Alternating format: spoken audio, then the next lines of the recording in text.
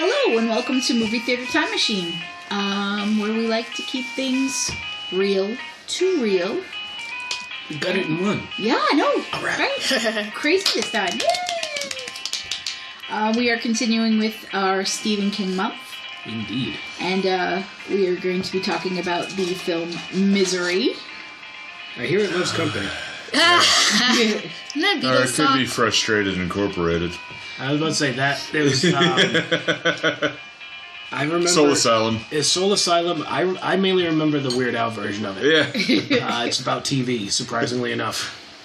Oh, yeah. I think it was Alapalooza. I'll check. We'll talk about it off mic. Anyway. I don't even know what you're talking about, so it's fine. Yeah. Yeah. I wasn't into Weird Al that much, so... Or Soul Asylum, apparently. Apparently not. But yeah, so, Stephen King. Yeah. Oh, this fucking movie. This movie made me very uncomfortable. Oh. Considering it was my first time actually watching it all the way through. Yeah. Besides, like, cultural osmosis. Yeah. Oh, this fucking movie. Keep waiting for him to get his legs broke. Yeah. I just kept looking into my salad every time. Like, when she brought out that sledgehammer, I was just like, look, this is a great salad. I mean, I covered my eyes. See, and I was done with my salad, so I'm just like, oh no. Foot trauma! this is Yeah, great. I thought of you right away. Oh, and no. like when she hits the left foot, you see And you see it just goes like, that's not and an then angle it the should right do. foot, they don't show it, and I'm like, I thought of you. I know you're a thing with feet, dude. I was just like, no. It's weird. It's like when you watch someone like fall and like hit their tailbone on something, and all of a sudden you just get like the up your spine. All right, I've fallen and cracked my tailbone, so I know that feeling. There's like watching people fall over on YouTube videos, sitting in the chair going, I've never broken like a major bone before. I've only ever broken like fingers. Yeah. So it's one of those like I see that and I was like, oh no. I busted a toe on a baby gate. That's as far as I've gotten. Oh yeah, you broke a toe and your parents yelled at you. Well, I don't know if I really broke it, but it got all purple. Yeah, that's usually broke. broken. Yeah. There's really not much you can do about it except kind of like let it stay there and let it tape heal. it to another one and just hope for the best. That's pretty much it. Yeah. I was stepping over the baby gate for Wilbur and just like crunch. Oh, that's right. I remember that. Yeah. Oh, that's right. That was like with me. That was like 3 apartments ago. Yeah. But listeners, we're sorry if we gave you trauma on that. Just keep going But with there's plenty more trauma coming. because there's lots of trauma in this movie. Good Christ. Oh Lord. All right, but hi. Anyway, welcome. Yeah. So Welcome, folk. yeah. So let's do our intro thing. Get it out of the way. So I'm Nick. I'm Kaz. I'm Dan. I'm Joss. Here we go. And foot trauma. How you doing? Who's seen it? Who hasn't? Is this a first for everybody? Yeah. Nick's seen it, I think. Yeah, I have never not seen seen this this. one? No, I've known Okay, about it, and I have. So the same thing with pop culture. Things Cultural osmosis. I'm aware of it. And there's so many bits Family of it. Guy parody. And the Family Guy parody, and one of the things that's really interesting right off the rip is this was produced by Castle Rock Entertainment. Yeah. Castle Rock Entertainment also produced Third Rock from the Sun. Yes, they did. And Those things really belong together. Which I but was here's the watching thing, though. the other day, and- actually. Yeah. Third Rock from the Sun, there is a story arc where Kathy Bates comes back and she is on Third Rock from the Sun basically playing this character, except she is an alien hunter with an idiot son who actually is a serial killer. Oh! And she cracks people's heads open saying that they're aliens to try to extract aliens out of their bodies. Okay. Now, she finds the Solomons and she's actually right, but nobody believes her. And She's like the teacher from Fairly Odd Parents. yeah. And Crocker. one of the things in that episode that is very weird is she traps them all in the basement. And the basement is the exact same basement as the Cosby Show. Oh. And it gets weird at that point because you're like, oh, there are people in the basement, and I'm like, Oh, Jello pudding. Well, and now that we know certain things, it's just a whole nother level of great. That's unsettling now. Yeah, it's different, but that's just the thing. I mean, Kathy Bates, this is her very first leading role. Yeah, I was gonna say this is her first starring role. Yeah, where she chews the damn. I'm like, and the fact that James Caan is over her, I'm like, I don't even know who James Caan is, really. He's I think this is the actual first movie I've actually ever seen him in. Yeah. I know that he's been in a lot of other stuff. I'm aware of him mostly from the Hanukkah song. Yeah. James Caan, Kirk Douglas in the lake. Oh, he had a role in The Godfather. Yeah, he was Sonny Corleone. Yeah. There we go. Okay, I was about to say something that's like, guess what I've never seen? Yeah, The Godfather. I've never seen The Godfather. Yes, I really? know. I know. Take away my movie watching card. I've never actually watched The Godfather. I know. My movie watching card got taken away when I worked at Blockbuster, and I haven't seen many of these movies.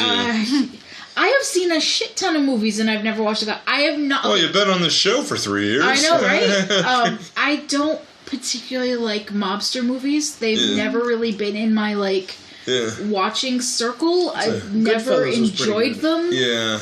I've seen Goodfellas. Yeah. Goodfellas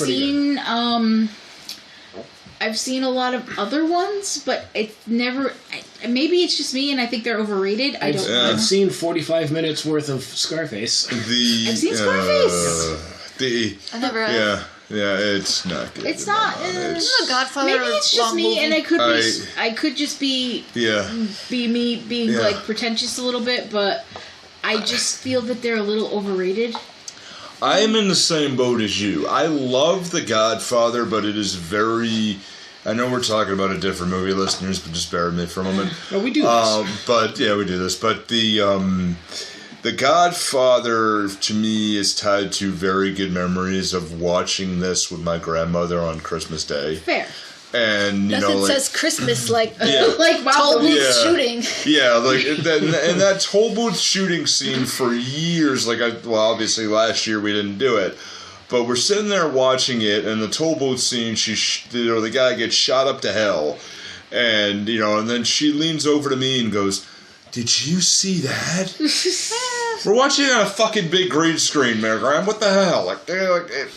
Okay, that's fair enough, because Christmas, Christmas in my house was always my brother and I watching Star Wars. Yeah. So that's Christmas movies to me. Yeah. Star Wars. But it ties to a good memory. And I'm not even the biggest Star Wars fan. Yeah. But Christmas was Star Wars for me and my brother. Yeah. So, and I know he doesn't even really like Star Wars either. So I don't even know how this started.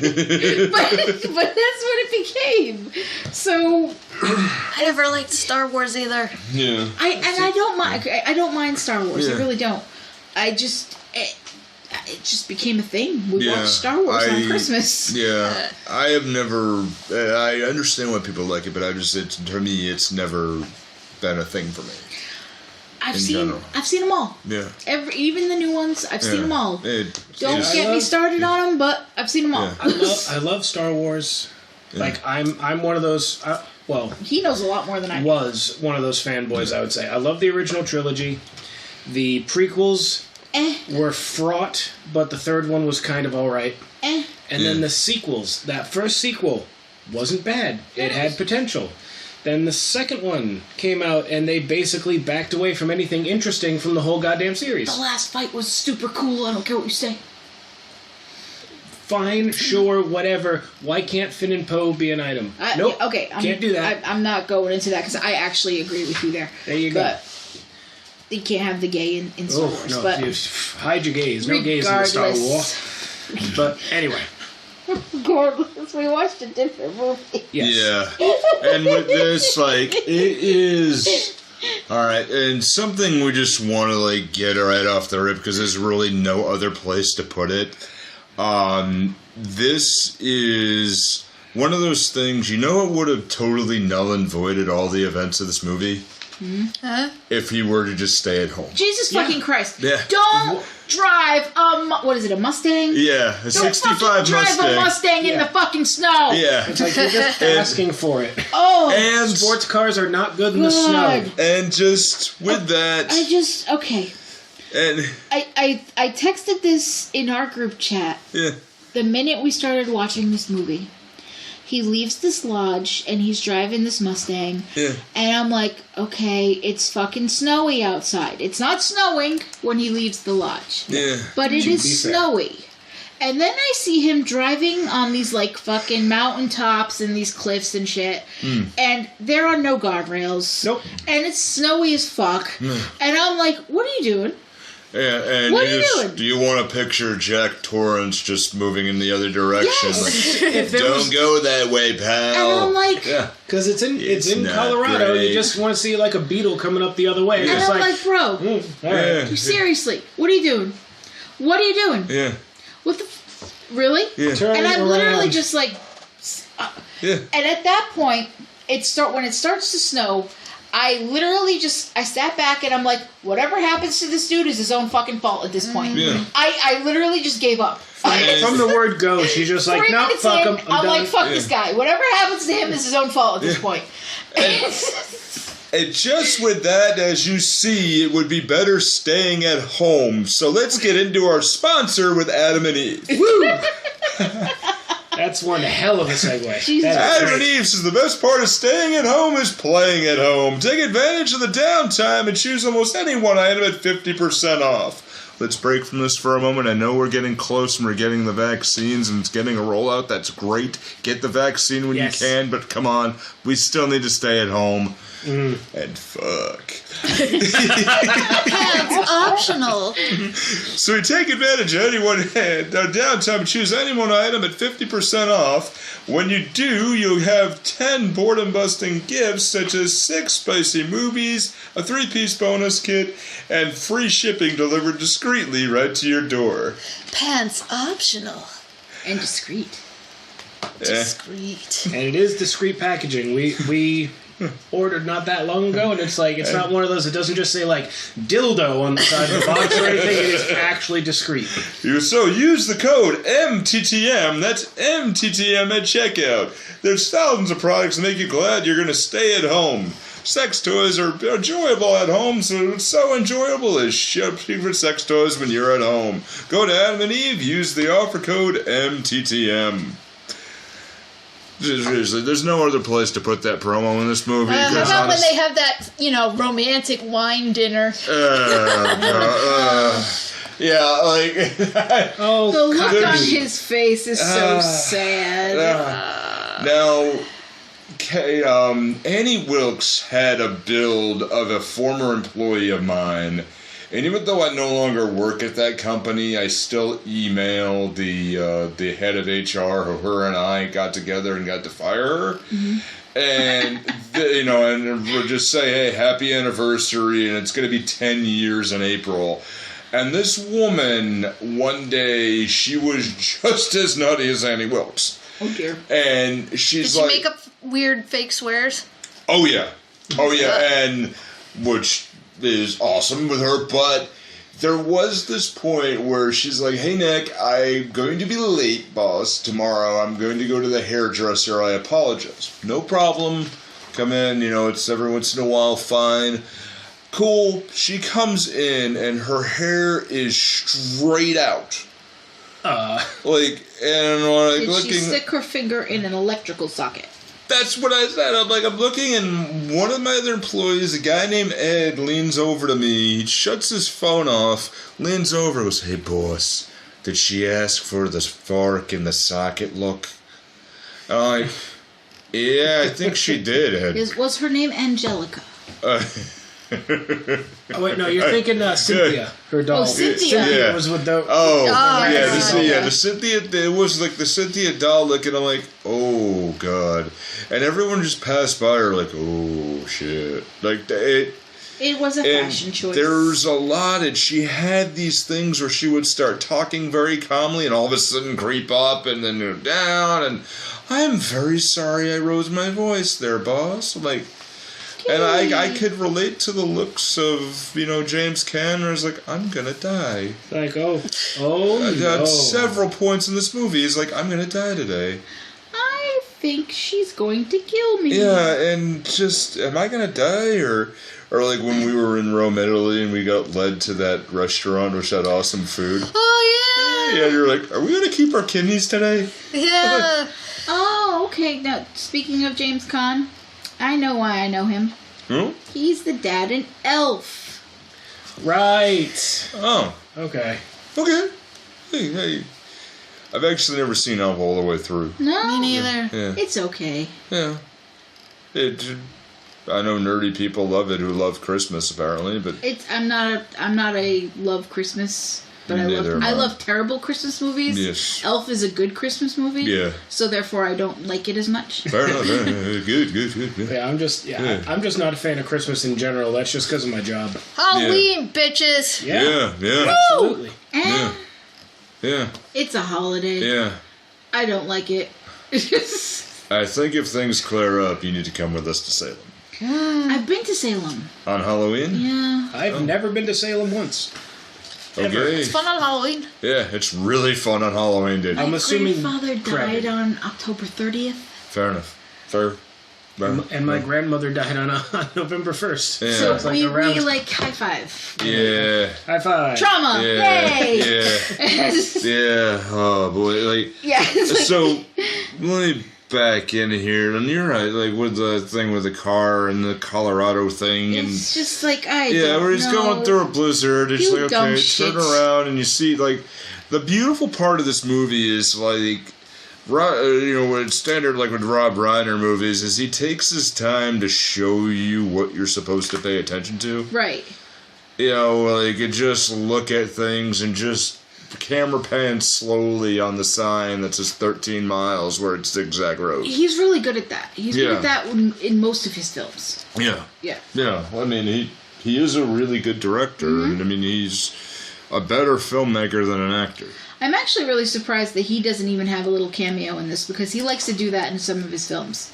So I'm actually kind of surprised he's not in it a little bit. I think because Stephen King didn't ask him not to do that. That's possible. I'm actually surprised Stephen King's not in a little part of this one. Yeah. But it's a very specifically, like... There's only like 4 people in this movie, though. Right. 4.5, because we got, like, the shopkeep. Yeah. Is, has a few lines. Yeah, And then right, it's yeah. Realistic, it's technically 6 people, because it's his agent.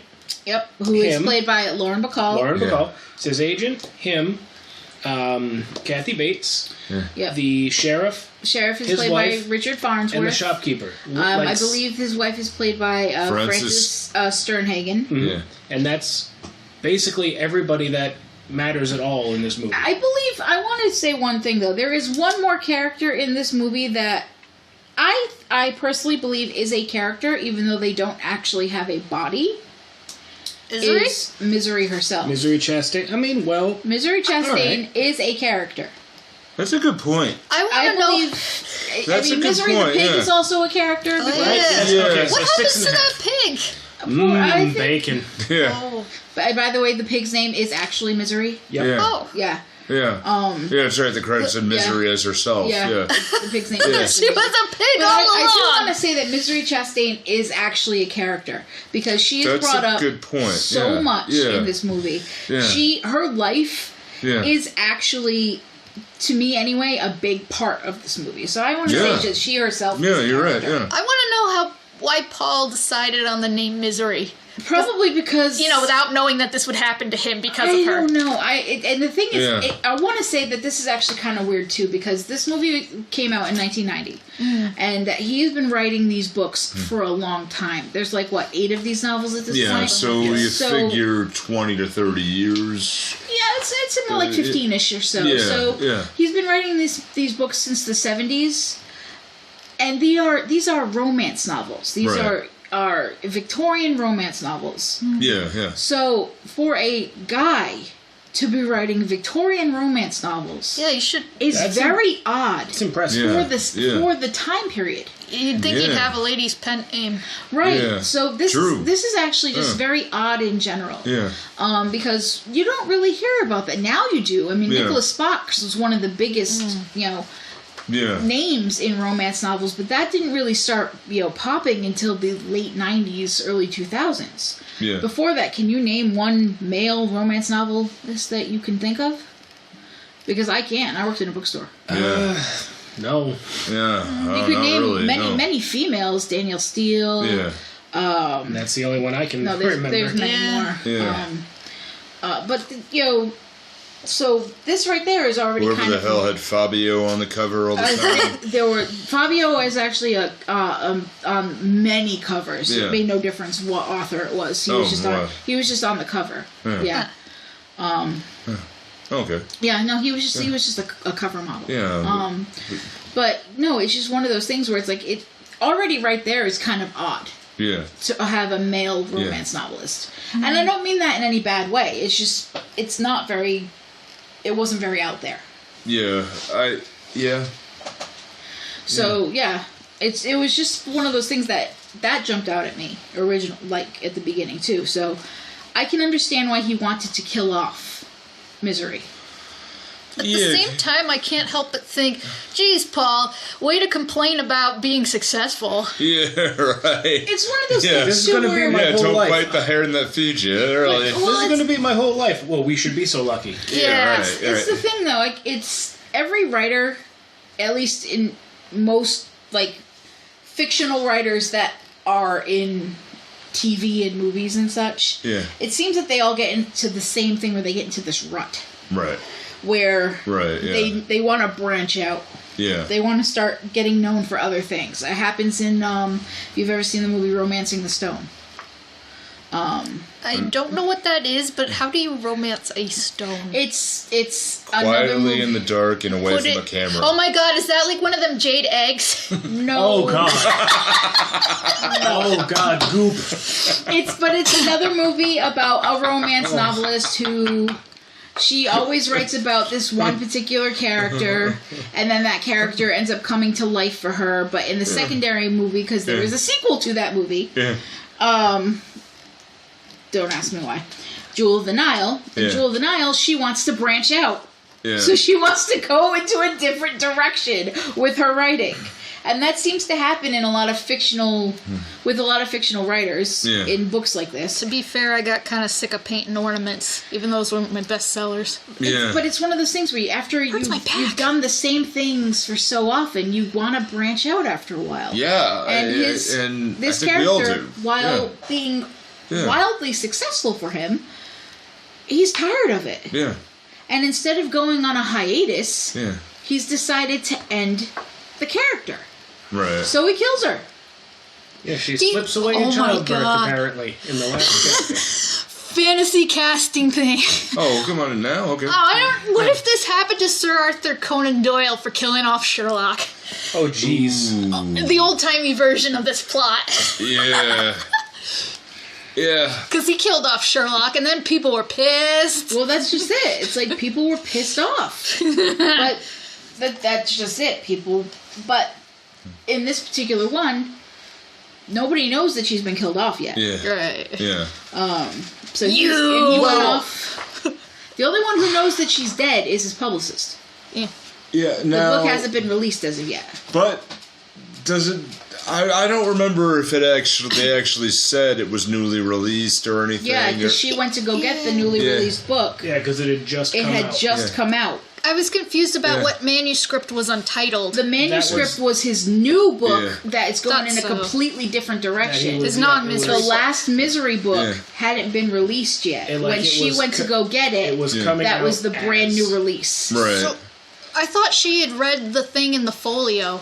The one in the folio wasn't a Misery book. No. Yeah, I thought she was reading that one, and then she goes in and she's like, "You."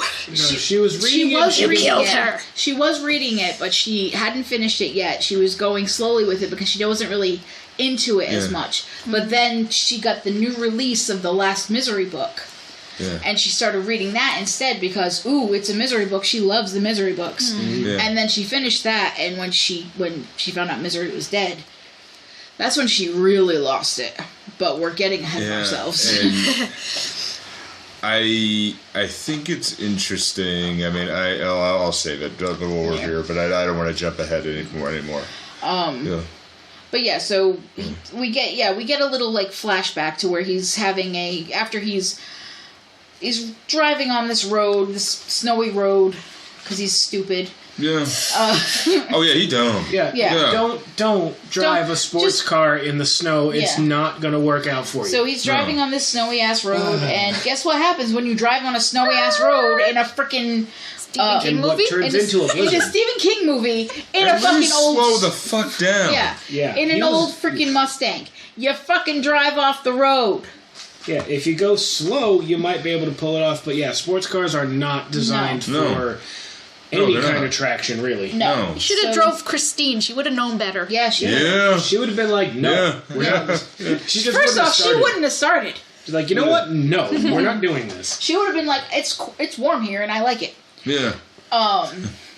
So he drives off the road and flips over and falls down into the ravine, and he's really badly hurt. And suddenly, someone shows up and pulls him out of the wreckage. Crowbars him out of the wreckage. Gives him CPR, gets him breathing again, and then basically picks him up and pulls him out and brings him somewhere. Now we get a flashback of him in New York talking to his publicist, played by Lauren Bacall, talking about the last Misery book and how she's not really sure he did the best idea. Or hasn't done the right thing by killing off Misery. Yeah. And he talks about how he doesn't want to get pigeonholed and trapped in this one thing forever. And that he thinks he did the right idea and he wants to, push on creatively. And it's understandable. Yeah, I get it. Yeah. Whatever. First world problems. Yeah. Right.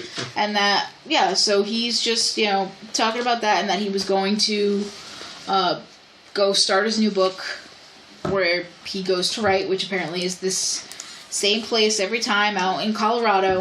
Mm-hmm. In this, little hotel out in the woods. And that's where he went. And then when he finished, he smokes a cigarette. How? With no filter. Filterless. Back when I smoked, I have occasionally had a filterless cigarette. Yeah.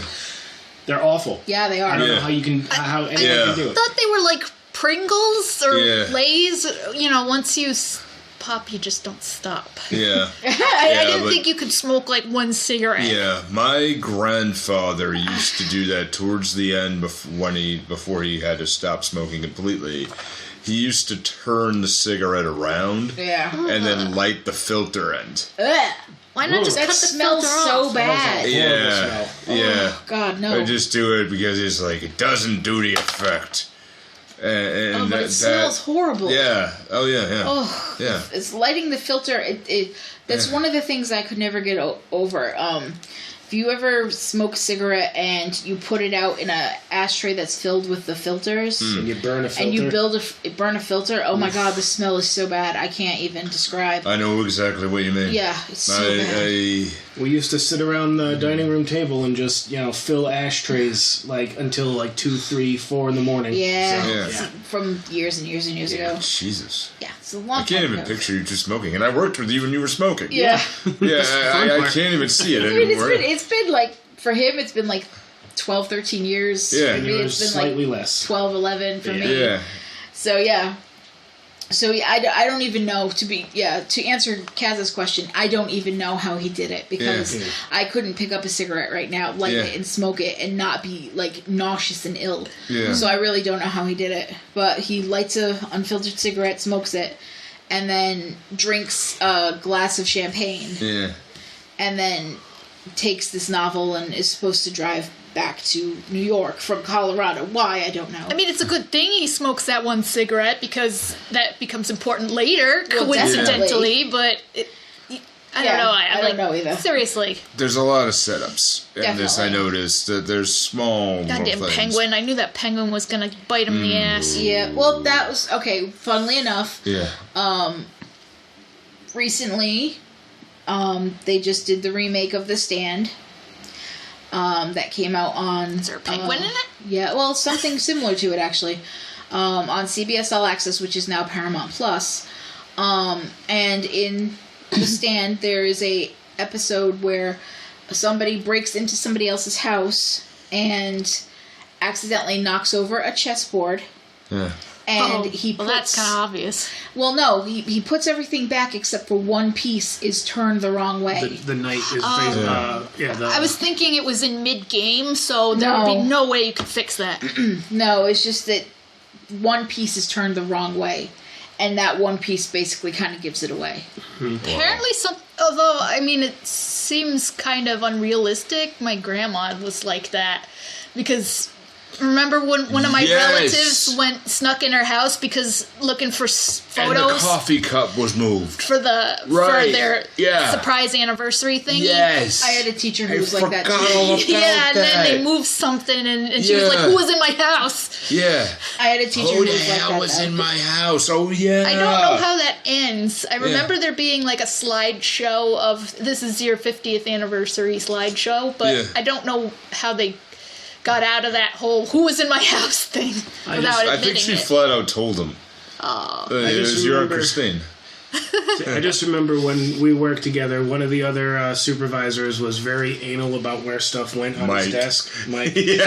And I would usually sit at the computer just on the other side of this. It was a big open floor plan office, so there was like this pillar, and I sat on the other side of the pillar. Whenever Mike would get up to do something, I kind of leaned over, and I would just move his stapler like an inch to the left. Oh. Like, I wouldn't take anything. It was just like, move it slightly, go back to what I was doing, and that 5 minutes later, who touched my stuff?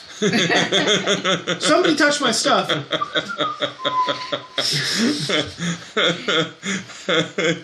Yeah, there was another fellow when I went up to manager that place. There was another fellow manager who did that, and I was working at home, and I had to go in every once in a while, and he was out for a while on medical treatments. Yeah. So I got to use his cubicle when they had the news side, and I always felt really odd doing that. So when I did it, I brought a piece of chalk and I outlined where the keyboard and the mouse was, just so I could get it right back into place. So and just sit there like...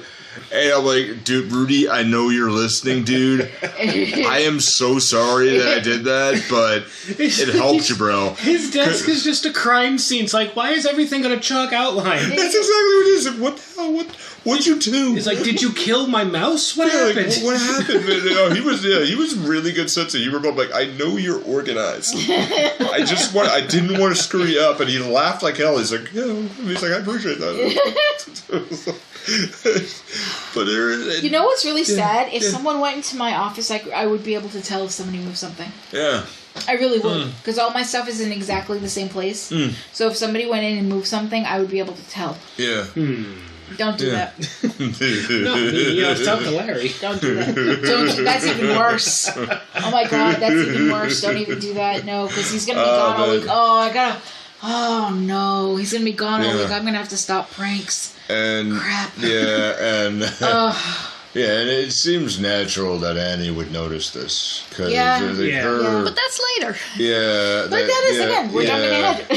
It's very hard not to jump ahead on this. It's true. That's later when he eventually gets to visit the other side of the room. But what an adventure! Oh, what an adventure! You had to jump and start on the other side of the room. But yeah, so he wakes up after he's hearing a mantra of I'm your number one fan. Number one fan. And then he wakes up and there's Kathy Bates standing over him. I wonder how long she was standing there waiting for him to wake up just saying that. Quite a bit. I would say quite a bit. And he is fucked up. Yeah. Oh, his legs are pretty gross. He's fucked up. His legs are fucked up. He is just... I don't know how long he has been out, too. She says he's been out a couple days. We don't really actually know how long he's been out.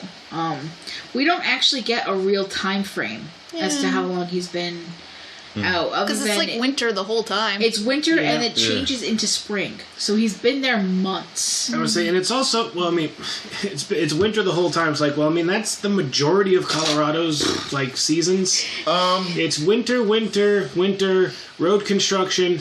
Oof. No, that's Connecticut. Summer, fall. Yeah, it's Connecticut more. Connecticut. I mean, we were actually in Denver when my in-laws were living out there. All right. And it's some areas, yes, but well, there was a freak thing on my birthday where it snowed. Oh God, that's right. It was like that was really unusual. Yeah, but there's some areas of Denver where it's really not too bad. Well, we're in the middle of a false spring right now. Yeah. Well, it's gonna be 30 degrees on Monday. So. Yeah, this is full spring. Yeah. It's like the weather's nice. Oh wait, no, winter's still we might happening. actually get snow tomorrow night, guys. Yeah. So. It's like, damn that groundhog, damn you! For being so exact. Fucking But yeah, chump. she basically takes care of him. Yeah. For a while, feeds him, gives him pain medication, Cleans him, and gives him a jug to pee in. Yep. Yeah. And then just gestures with it, sloshing around. Oh, yeah. That scene was where she's talking, just here, sloosh, skloosh. And he just can't stop staring at it. That was one of the things where, like, just before that, where she spills the soup. Yeah. And then you see that, I'm like, oh, no. don't. That's when she starts freaking out too. Yeah. But he, what if in gratitude, he must have had to poop at some point? Yeah. Yeah, she probably took care of him, or or he's wearing an adult diaper. Yeah. That's a possibility. But yeah, so she's been taking care of him, and in gratitude for that, and she's also telling him that the roads are not clear. Yeah. The phone lines are down. Yeah. And that she's been trying to get in touch with the hospital. She's trying to get in touch with his publisher, his daughter, but nothing's getting through. And he's been in and out of consciousness, so he doesn't know how long he's actually been there. But she's been taking good care of him, so in gratitude, he allows her to read his newest book, which is the one that he was writing at the hotel. And it is not a misery book. It is a different book that is untitled. Mm-hmm. And it's about slum kids in New York. And she's reading it. She's like, it's great, but why are they swearing? The profanity. She doesn't approve of the potty mouths. Yeah. And he's like, well, they're slum kids. I was a slum kid. And that's how they talk. Yeah. And she is very unhappy by this. And she's like, you're better than this. And she gets very upset. You don't go to the store and say, where's the effing feed? Yeah, she flies into a rage. A cock-a-doodie head. She just gets very, very upset. But then she calms herself, apologizes, and then, continues to take care of him. And says... she gives him his medication. He goes back to sleep. The next day, she comes in with the new misery book that has finally come out. Says that she had made it to the store, and that the road to the store was open, but that the roads to the main roads weren't open yet. So we can't get you to a hospital just yet. Those roads are still bad. She called the hospital and said, as long as there's no infection in the legs, that the doctor said that he should be fine, and that she got a hold of the publisher, said where he was, and said that she would get a message to his daughter. Oh, and there's two things there that is absolute bullshit that should have triggered right away. Yep. Number one, with anybody who has broken legs, infection, yes, that is a very big thing. If there's no infection, they'll be fine. However, it's how the bones set. Yep. Mm-hmm. That really is the problem, and that could really fix it. And two, it is the Transportation Administration rules is during a major storm or a climate issue, roads to the hospital get taken care of first. Absolutely. Mm-hmm. Was this all true during that year? Yes. The time? Yes, it has been going on since the 70s. Okay. Yeah, that's This is 1990. They Also figured that out by then. Yeah. She explains that she's a nurse. Yeah. So that's how she knows She's things. a nurse, which is... And she was. Why she has pills on her. Also, I Yeah. want to point out that the pills that she's using are not real. No. These are not real pain meds. No, they're I actually placebos, looked. yeah. I looked them up. The pain med does not exist. They're not real. And we apparently found a website with just an entire list of fictional pain medications medicine. that do not actually exist. fictional medicine. They're fake. They're made up. No shit. Yes, Yeah. these meds that she is giving him Interesting. do not actually exist. Stephen King made them up for the book. Wow. Yes. Because Alright, damn. when she was saying it, I was Yeah. like, I have never heard of these medications Yeah. before. I come from a household that was on any pain medication you could ever possibly think of. They took them. So I heard this pain medication. I'm like, I've never heard of this before. Yeah. What is this? And I look it up and I'm like, oh, because you're not real. Yeah. Okay, there we go. Thank you. I am on a couple of medications myself. Yeah. And I'm like, what the fuck is this? Damn. So, yeah. That's good. Yeah, so there you go. But, yeah, so, this is when Paul is starting to really kind of realize that something's really not right here. Right. So this is when I think at this point he stops taking his medication. Yeah. Or at least he's really starting to think about it. But it's right after this that she has the new Misery novel. Yeah. And she starts to read the new Misery novel, and she kind of puts his manuscript aside. Yeah. And she reads this novel very quickly, and she's really getting into it, and she's feeding him, and she gets to the end of the book, and she flies into a rage. She just Misery Stomps in the middle of the dies. night. Middle of the night. Yeah.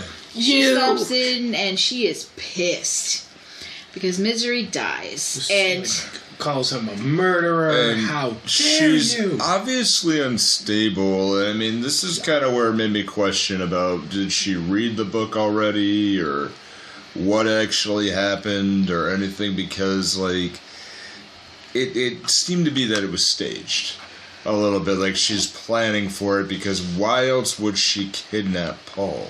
well, she kidnapped him because she's she's number one fan? She's his Yeah. number one fan. Yeah, Like- yeah, she has a little shrine too. Yeah. That's right. Yeah, Like she's already in love with him, and she Yeah. actually says it later on in the movie, way later, yeah, that she loved him from afar as Yeah. the author. And when it's raining out, right towards the end of the movie, where she gets miserable. when yeah. she gets miserable, Yeah. she says that she loved him as the author, but then she fell in love with him as the person. Yeah. So by this Don't point, have to she's feel the already same way, Paul. right. Yeah. So she's already sort of halfway there at this Yeah. point. So she's disappointed and angry. Yeah. And he tries to defend himself. He's like, it's 1886 or 1887 or whatever. It's very logical for someone to die in childbirth. Yeah. And I think this is actually kind of funny because once we find out later on what she used to do, what kind of nurse she was, Ooh, yeah. I think it triggers something. Yeah. Even more so because of what type of nurse she was. Yeah. Because remember why Yeah. she was in prison. Yeah. I thought she got acquitted. She did, but because there was no actual evidence. Yeah. But yeah, she died in childbirth. She's pissed off. Yeah. Really, really, really pissed off. And she basically comes in and tells him, "No one knows you're here. Yeah. I never called I never anybody. contacted anybody. Yeah. You're basically fucked. Yeah. If I die, you die. If Yeah. I die, no one's is- gonna know you're here." Kind of a random thing to say.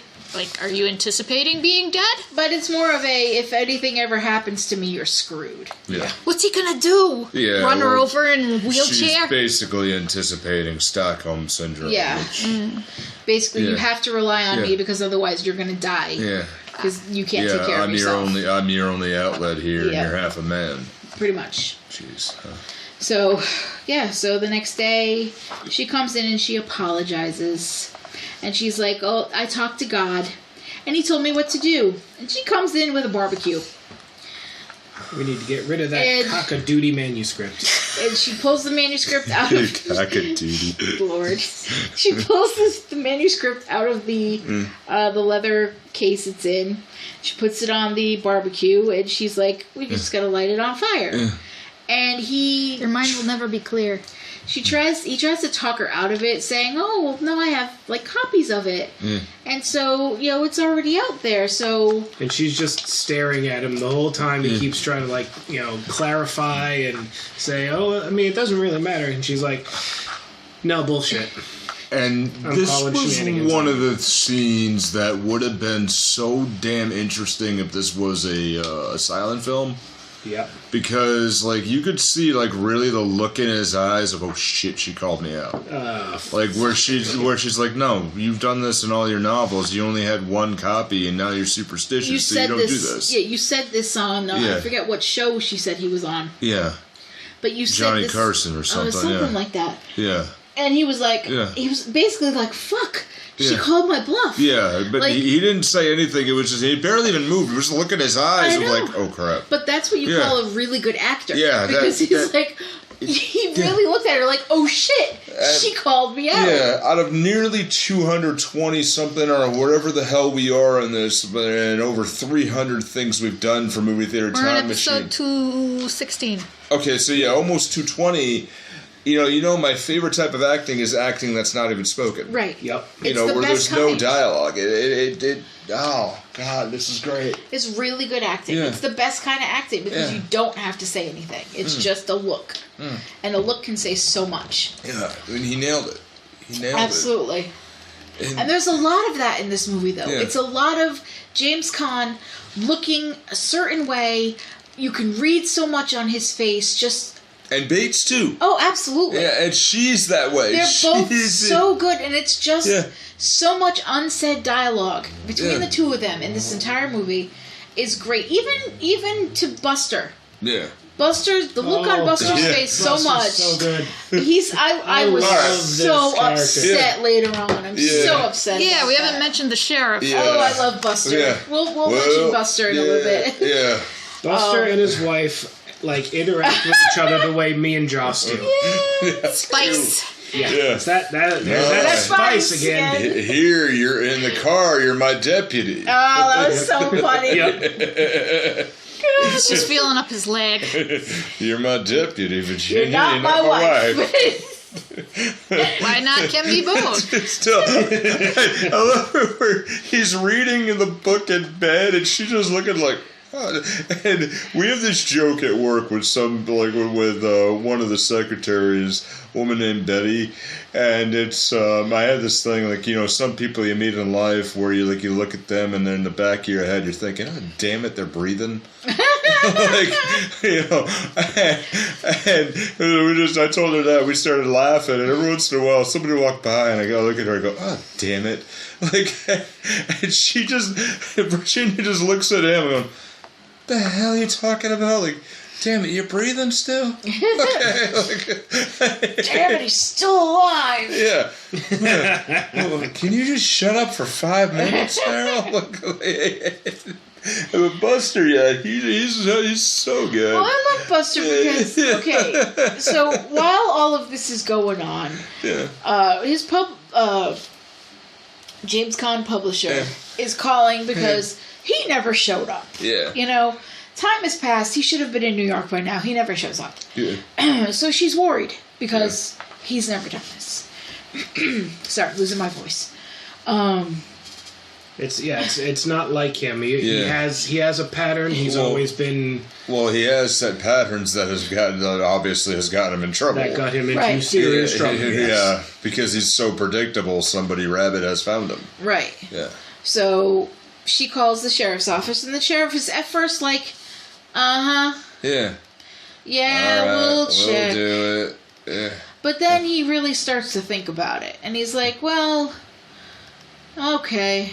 Yeah. We'll take a look. Yeah, we'll get right on that. So he writes it down, and he stares at it for a bit. He runs it through his system, which is a sticky note on a corkboard behind him. But he stares at it for a little bit, and then he starts to think about it, and then he decides to take a drive. Yeah. he goes to the hotel. And he talks to the guy at the hotel. And the guy at the hotel says, no, he left and he did exactly what he always does. Wait, no, I'm sorry. There are 7 characters because there's the dude from the hotel. Right. The guy from the hotel says exactly what he says, and he does the same thing every time, and nothing changed. It's like Nothing he was has out a of the ordinary. cigarette, He has some Dom Perignon. Perignon. That was a great way to put it. How are you supposed to say it? Perignon. Perignon. Yeah. It's Perignon. It's remember, French. it's French, so you don't pronounce half of it. Yeah, it's actual champagne. Yes. So it's not I've heard It's of sparkling wine. It's not not champ- sparkling consequences. That's not champagne. Champagne. But no, he doesn't. He didn't. Nothing changed from his normal. Yeah. And he left, and the ground was snowy, and so Buster's just like, huh, okay. So he and his deputy wife, Virginia, They go driving along. and he sees a broken tree there's a ledge. broken branch. And she's like, it could have been anything. And he's like, yeah, it could have been anything, but it could be something. It could have been a car. It could have been Tree some rock. snow. It Yeah. could have been a rotten tree. It could have been a lot of things. And this scene itself, it kind of told me like it could have been Cadillac Mountain in Maine. Yeah. And it would have been the same deal. I'm like, Yeah. these are just Mainers who are transplants. Exactly. Yeah, because I've met Yeah. these people. Yes. You met these people and they've said, yeah. Yeah, it could be something. you Could can't be, get there from here. could be wind. Could be an animal. Could be an accident. Yeah. Try to figure out right here. We don't know. So could you just direct me south so I can leave this state because you're freaking me out? My favorite part right here, though, is when he falls into the hole. Yeah. He walks down the hill and he falls into what is Like- essentially a gap, Like Yeah. waist deep snow. and there's like a hole in the snow that he falls Yeah. into. And his wife's And just his wife's like, "Do you need some You help?" need some help? Yeah. No, I'm having a great time. Yeah. That's when I noticed how freaking blue his eyes were. Yeah. And this happened, folks. You remember this when we were at, what the hell was the rock we used to climb? Profile Rock. Oh, yeah. We were over there, we were climbing it one day. Didn't Profile Rock fall down? Yeah. Yeah. Yeah. It's not a profile anymore. It's just Yeah. rock. Yeah. Well, when we're there, we're climbing it one day, and then, Kaz is just like a cat climbing it up, like, Yeah. oh, there's a thing, okay, good, wow, hey, I'm at the top, like, and I'm like still on the first few steps. I'm like, give me a moment here. I'm working on It's still it. going through, and I slipped and I went down about a foot. Yeah. Down enough, and I'm like, oh, geez, my back hit a rock. Yeah. And only there, she's like, you're not dead, are you? Like, no. Okay, don't be dead. That's what she said to me earlier this week. But anyway. It's like, okay, we have a friend who is also part of the 4041 Media family. Yeah. We know him as Reclesis. Yeah. Who has done some pretty silly things in the past. And one of these heard things stories, yeah. that he has done has walked over to one of us and said, "Here, hold my glasses." And and has done when he does that. lots of head first things into other things. And one of those things happened to be, I'm going to jump head first into this pile of snow. Yep. Not knowing if in this He pile of told me snow this is story. anything else Rocks, involved in it. sharp Rocks. ice. But Just, he has done this many times. the best part was his hair flopped forward, Oh, so he yes. made a snow Cthulhu. It was great. Another time, we all decided to go sledding at one of the pretty nice hills around here, Yeah. and none of us thought to bring a sled Because Yeah. they're all because like we're that. idiots. So he just went, huh. Handed his glasses, just silently handed his glasses to someone and just flung himself head first down. Because he He does just straight this. up like penguin down the hill. Now, he hasn't done this in a long time No. because we're all in our 30s now. Well, he has responsibilities. Yes, because we're all in our 30s now and we're all kind of broken. But when we weren't Let's in all our go sledding. 30s, Did anyone bring a sled? no. Crickets. But 10, 15 years ago, Yeah. we were all stupid. We were idiots. So things have obviously changed. But, yeah. So, hi, Corey. Good job. I can relate, dude. You're at the point when you wake up in the morning and something hurts, and you try to think of what you ate the last day. Yeah. Oh, God. Yeah, dude, I get you. But anyway. Yeah. Neat thing, now this was probably a little over a week ago, but Corey, who we were just talking about, recently got raided on Twitch. And a raid is a good thing. It's when someone brings their audience to come and see you. He got raided by Games Done Quick, which is one of the biggest speedrunning organizations out there. He got raided with 1,700 people. Yeah, it was very cool. He was just like, wait, what? Yeah, it was very cool. And on that same stream, he got like 3 world records. Yeah, so it was a very cool. good stream. So congrats, really good job. Good job, bro. Actually, yeah, very good, Corey. Very good, reclusive. Yeah, good job, man. Good job, damn. So yeah, props to you. Yeah. So I got to the stream late, so it's like some people had filtered back out, and I'm just like, hey guys, how you do? There are 600 people in this room. We were busy. Like we have a life too. I was like, no, but we're doing other things. I know. I got in the chat, I'm like, hey, hi, holy crap, that's a lot of people. Yeah, good job, man. Good job. Yep. Oh. But anyway, yes, we watched a movie. Yeah. But yeah, so yeah. I really just want to. I really want to just sit and hang out with Buster for a day. Right. And He just seems chill. fun. Yeah, like okay, we gotta go discover something, but you know what? There's nothing going on here. You want to play cards? Yes. Yeah. I would like to play cards. What kind of cards are we playing? They're like the Family Guy episode where they all go down south and like Peter becomes the sheriff. Well, it's real easy. We all just sit around getting drunk and eating pie. It's like we take turns being the sheriff down here. That's when Chris was in Witness Protection, right? Yeah. Yeah. Yeah, it's a live and die in Dixie, a great episode. I remember that one was just like, oh, you're going to want to take that up with those Civil War survivors over there. And I was like, has anybody seen Damn my blasted Lincoln lover. Has anyone seen my hip? Look, an interracial gay couple burning the American flag. What?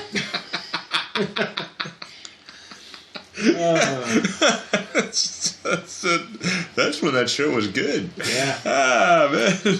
I think there's a lot of stupid. I think Buster, I like him. Yeah. Yeah, well, you know, there's a lot of it. There's the sheriff, there's the captain, there's a few other people. Yeah, they're busy because they're all me.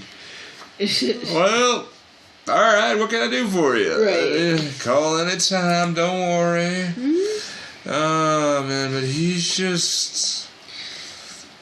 Yeah, I don't know. So I'm he found the car? feel cool. Yeah. No, he hasn't found the car Hasn't yet. found the car yet, but He falls in he the was so snow. close to finding it on There's the a first great swing. shot, though. I mean, you know, words again, Rob Reiner taking time to just show you things. Or just a little bit, like, there's not a lot to this movie. No. But it just taking time to have a conversation or to get the look in eyes. But then that pan shot where he's like, okay, I got If he had nothing. He's gone, going like, back up the hill, and then you see the 15 tire. 15 feet if he Yeah. had gone. He would have found the tire. Maybe not even that, No, really. maybe like, even 10. Yeah. Where he But, hits it, just enough. so then, then we go back to the house and, Yeah. Okay. I got a bit of trivia I looked up. But, yes. Okay, so I think we're at the scene where Paul gets out of the room for a little while. We're almost there. Okay. We're actually at the point I where... got bits with that, so. we're at the point where the next day, after she has her freak out, Yeah. she walks in, after she burns the manuscript, she walks in with the table and the typewriter that doesn't have an N. So random.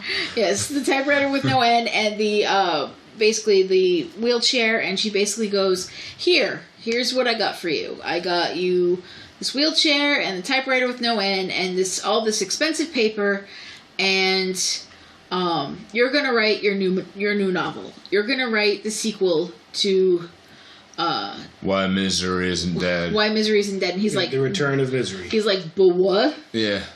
And she's like, this is what you're gonna do. You're gonna write this. And he's like, no. And she's like, yes, this is what you're going to do because this is what you have to do. And he's like, okay. Yeah. because this is like the only way he thinks he's gonna live. And he's in survival mode, right? Right. Yeah. And so he's like, okay. And honestly, it kind of gets his juices flowing. Honestly, his creative juices flowing, because otherwise he actually does write a book. Yeah. And it's actually probably a really decent book, too. But he's like, fuck this shit. I'm wondering how he could come up with a plot under so much goddamn pressure.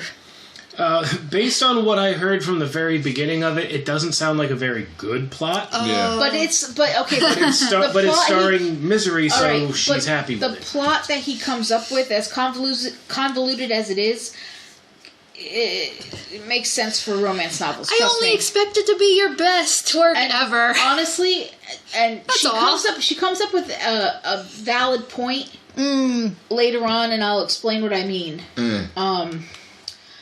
But at this point is when he tries to buy himself some time. She puts him in a wheelchair, so he realizes that he's got some wheels.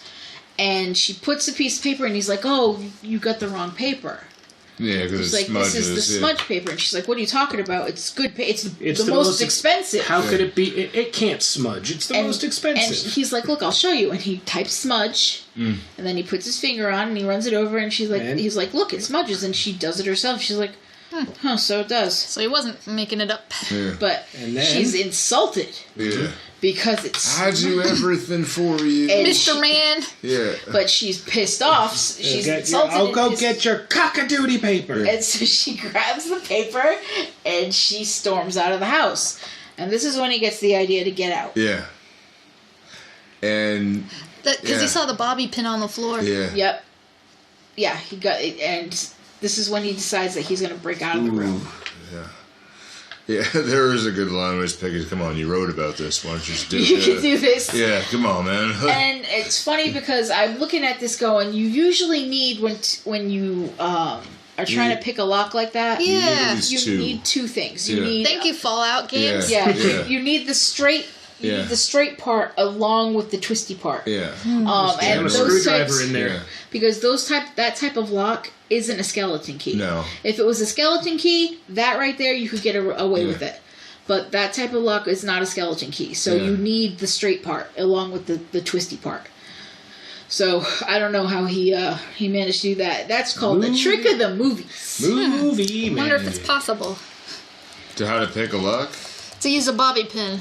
I mean...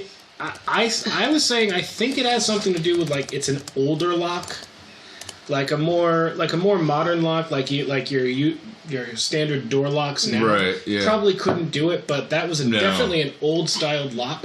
Yeah. Well, the locks on our door, for example, apparently it's possible. Just did a quick Google. I'm sure it is. If you know what you're doing. Yeah. I don't so think Paul's got a past. Yeah. You right about this? Yeah. I'm right about this. Now do it. Yeah. It works. So he gets out of the room and he basically... Now what's really funny is Dan, he was sitting there analyzing the layout of the house. Yeah. So he knew how to get out of the house. Yeah. I like her bedroom is literally directly above his. I was watching the window shapes. Yeah. Like he's basically in like it's not even a guest room. It's like the sitting room is where he would be. Right. And directly above is her bedroom because when she's watching TV, I saw the shape of the windows. I do this with stuff. I try to figure out the layouts of places when I watch movies, and get the fuck out of here. And it can distract me really bad. Like, wait, what just happened? I try to I know read where the bathroom stuff. is. Yeah. I tried to read stuff in the background, like cereal boxes and shit. Yep, I'll do stuff like that too. It's just like, wait, something just happened? What did I miss? What? I saw Slim Jims in the movie at the general store. Nice. I don't pay attention to any of these things. Yeah, you called it out. I caught it too. Slim Jims. Yeah. I don't pay attention to any of these things. I pay attention to eye color. I don't pay attention to that. Yeah, I pay attention to you don't remember anyone's names? Nope, I remember no one's name. I know. Is so bad with names. Oh god, so bad. Yeah. I know the actor's name, so I'll be like, so this person and that person are in. I know that her name is Annie. I don't remember what James Caan's name's supposed to be. Paul. Okay, his name is Paul. Really not hard. Okay, his name is Paul. I would probably continue to call him Actor Dude or James Caan. Author Dude, not actor. And I know Buster, because you kept calling him Buster, so I would remember Buster. But yeah, he busts out of the room, and he opens the first door he can get into, which is the living room, technically. And he sees, first thing he sees is the memory book. But he doesn't open it that time. He does see it, though, the red memory book. And he goes into the sitting room, and he almost knocks over the little penguin thing, but he catches it. I'm surprised. But he puts it back up, and he puts it on backwards. And you know that's going to bite him in the ass. Absolutely going to bite him in the ass later. Then he goes into the next room, which is the dining room? I think he goes into the dining room / kitchen and then the kitchen, But the kitchen he can't get into because the wheelchair will not fit through the door. Yeah, the door is too narrow. It's one of those kinds of houses where the doors are different sizes. So he moves his legs over to one end, tries to fold up the arm of the wheelchair, but he can't do it. So he slides off the wheelchair and tries to drag himself along the floor. Meanwhile, Annie has gone to the store to switch out the paper, comes back, and is driving back to the house. Dun, dun, dun. At this point, he also finds the closet that has the medications in it, and he finds the pill packs of the medications that she has been giving him that make him all drowsy and woozy, the pain meds, and he steals a package of the punch outs. What are they called? Blister pack? Blister pack. Yeah. Or is that just action figures? No, that's the same. No, No, I'm pretty sure it's the same deal. Okay. God, what was it called? What do they call that medicine? I forget what he calls it, what they call it in the movie. I've been reading a bunch of other stuff. I thought it was like Nova something. Novril. Novril. Yeah, the fake medication. Novril. Yep. He grabs the pack of Novril, puts it in his the pants of his jeans. Look, gotta be uncomfortable. Sweatpants. Into those sweatpants. And he basically attempts to, I think he's trying to get a knife at that point. Or something. He looks at it, but I don't think he grabs it He at this doesn't point. that time. But he's thinking about it. Yeah. He hears her come back, so he quickly gets back to the chair, wheels himself back into the room, relocks the door, gets over to the back over to the typewriter, and she busts in with the new paper, and he is sweating. Yeah. And she is like, "You're dripping. What have you been doing?" And he's like, "What do you think I've been doing? I've been sitting here in pain." That was fast thinking. Yeah, it's a good one. Now, here's a bit of trivia on this.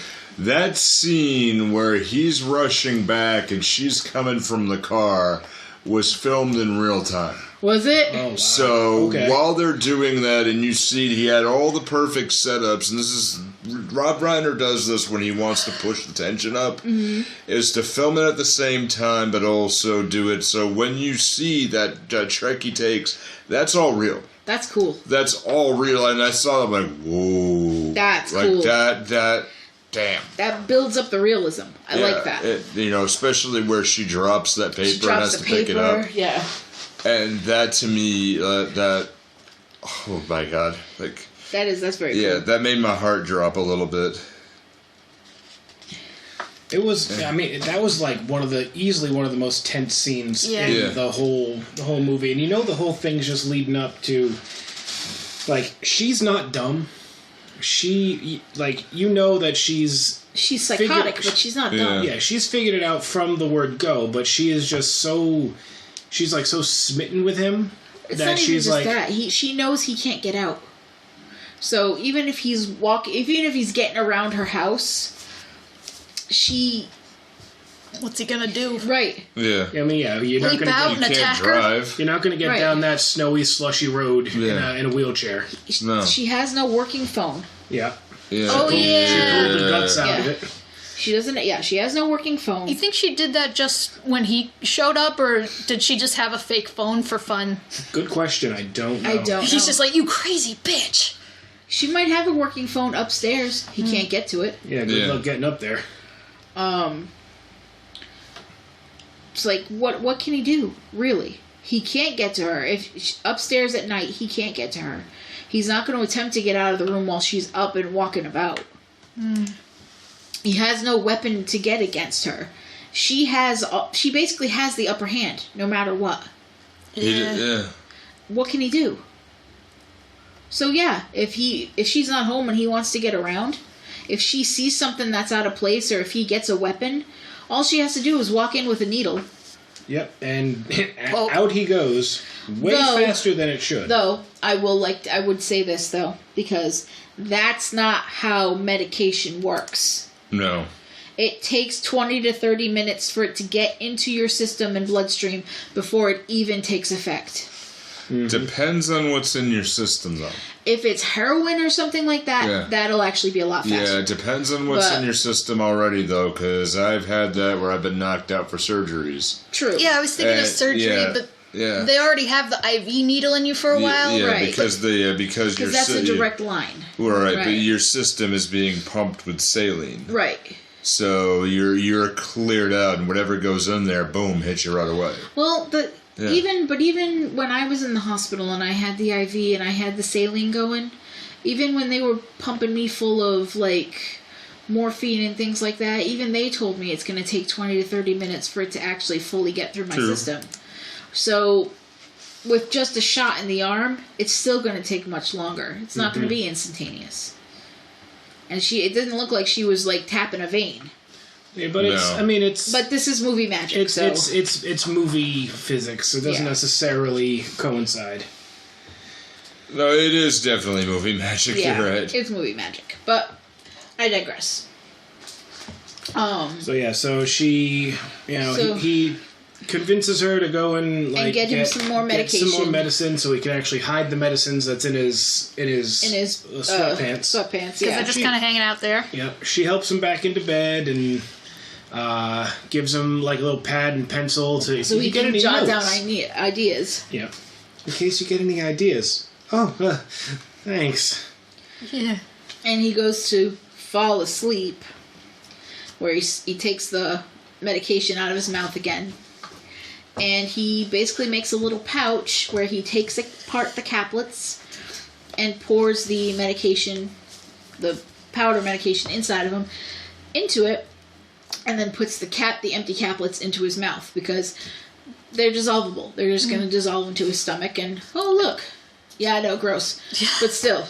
Well, before he was hiding them in a hole, he used a fork to carve in the mattress. Mm-hmm. Yep. So he had a bunch of them, and he's like just saving up the stuff from inside. Yep. And just biding his time. And meanwhile, he actually starts writing a novel. And he seems to kind of get into it. So he writes the first chapter, and she reads it, and she kind of freaks out. And she's like, no. And here's, weirdly, a section where I agree with her. Yeah. She brings up an old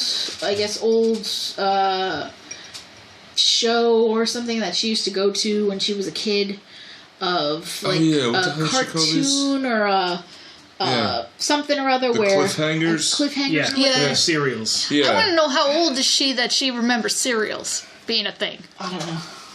Well, also the question is when specifically is this set? Because it came out in 1990, but this could have been Slim Jims. Really? Yeah. I mean, Slim Jims have been around for a while. Yeah. So.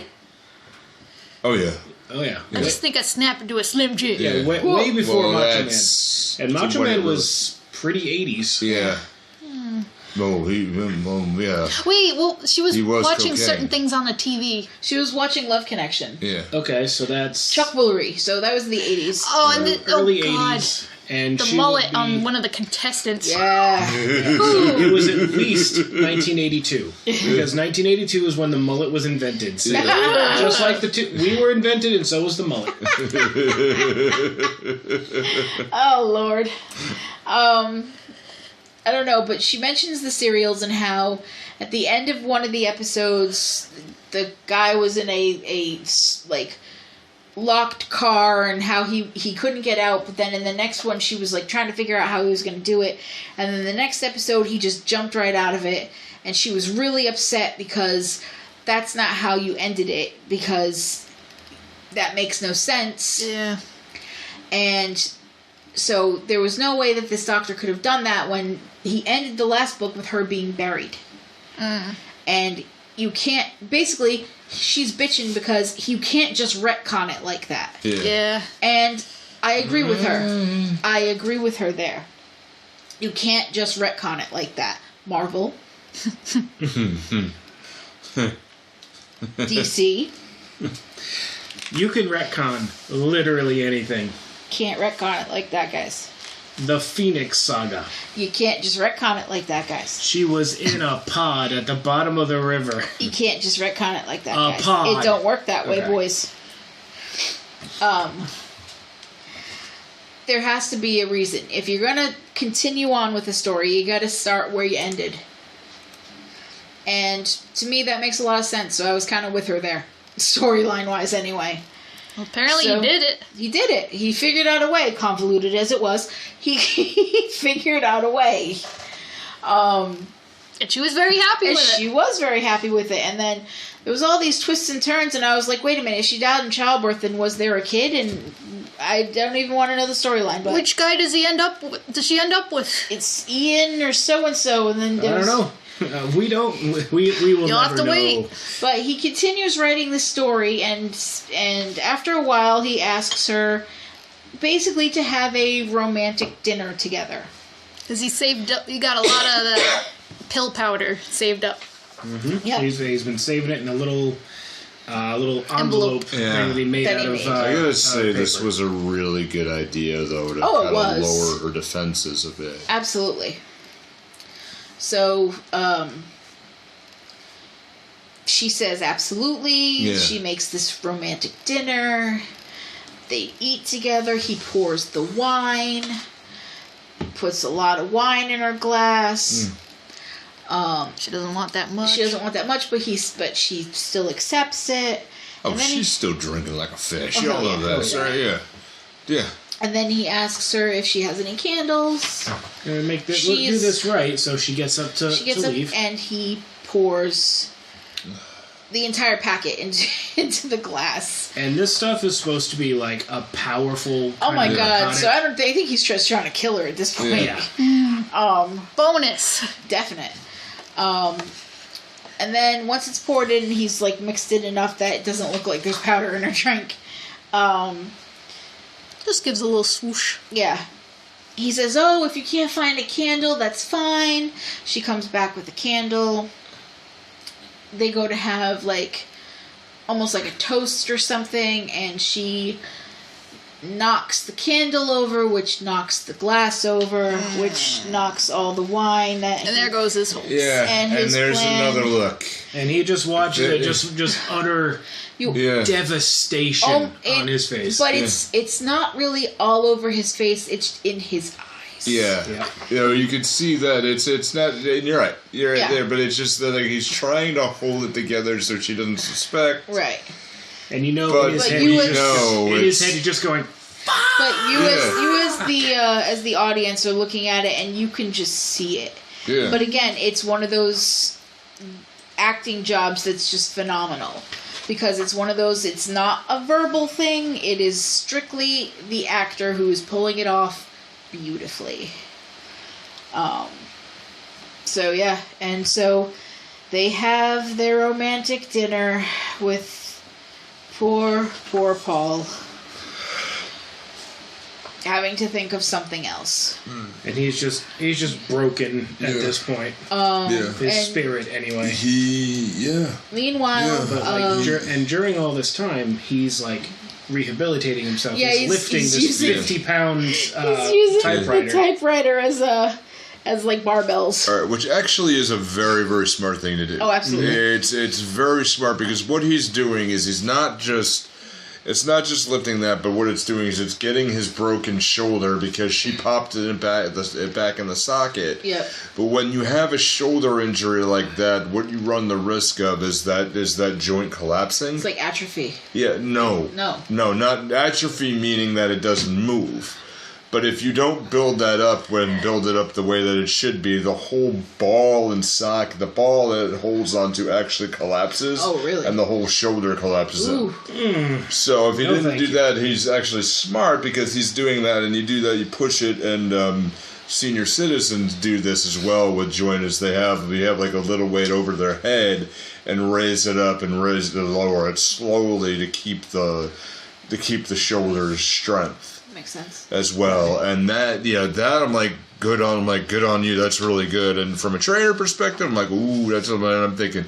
You gonna fuck a bitch up? But besides spoiler, that, he kind of does. Yeah. Oh yeah. We get to that.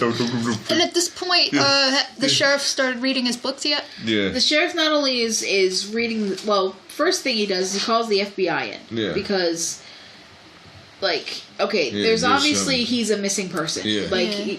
they think that, okay, he definitely probably went off the road somewhere.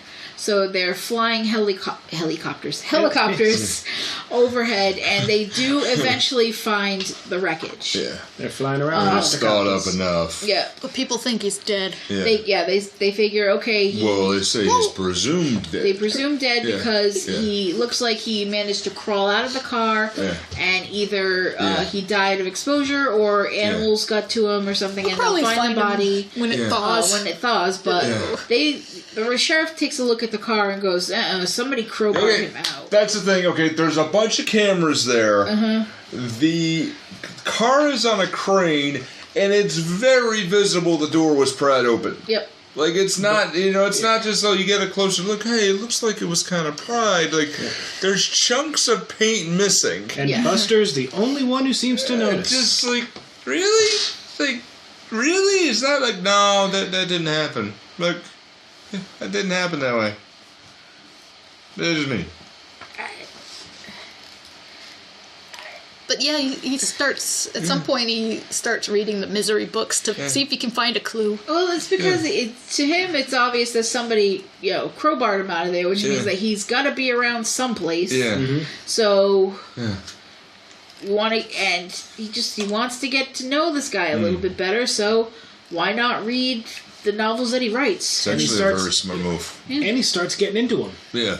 He's like Which is laying super he's just funny. sitting in bed. It's like, I love oh, this now scene. they're doing this and that. That's nice, huh? I just think it's really funny that his wife is looking at like, who are you reading these novels for? Yeah. Like, what girl are you reading these for? And he's like, I'm reading them for me.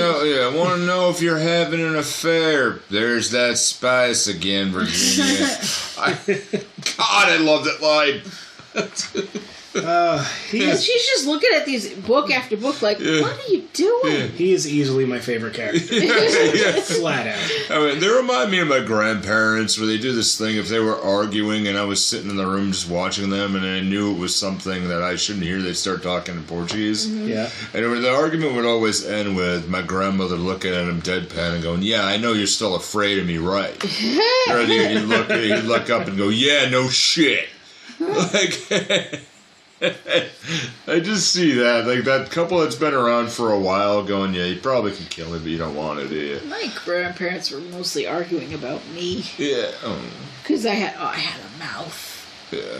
I had such a mouth. I caused so much trouble when I was a kid. Hit 12, 13, you hit that like age where you don't know when to shut up. Nope. Yeah.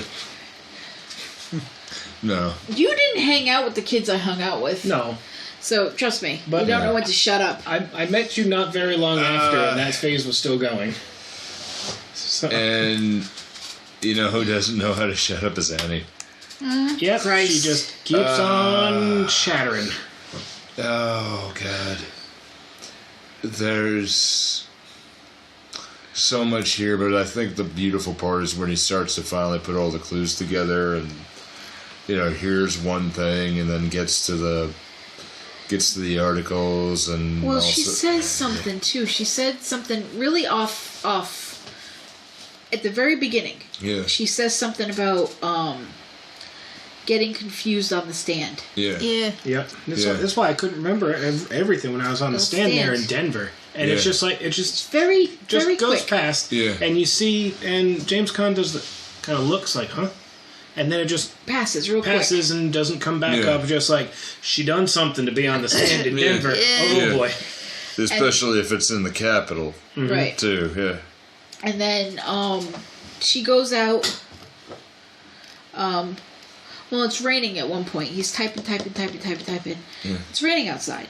Because it's like turning spring. He's been there weeks and weeks and weeks and weeks. Months at this point. Yep. And she walks in and she's like, what does she do? She's like, here's your dinner or something. Yeah. And he's like, what's up? He's miserable. Yeah. She's like, what's wrong? And she's like, she has misery. Well, it reminds me of, I think she's... I get it now. Yeah. The title drop. I think she has SAD. Yeah. Oh, yeah. Seasonal affective disorder. Yeah. Where, it's raining, and she was like, basically like, I don't like the rain. The rain makes me, like, basically the rain affects her very much. Yeah. And she's like, before I thought I loved you as the writer, but now I know I love you as the man. Yeah. And he's like... And this is one of her best lines here. You don't have to... I know you don't feel the same way. I know you don't feel the same way I do. Yeah, and he's you don't like, have to feel there. Yeah, and she's basically like, you don't have to lie to me. Yeah. Yeah, she's basically like, I know the truth. Like, yeah. Deal with it, yeah.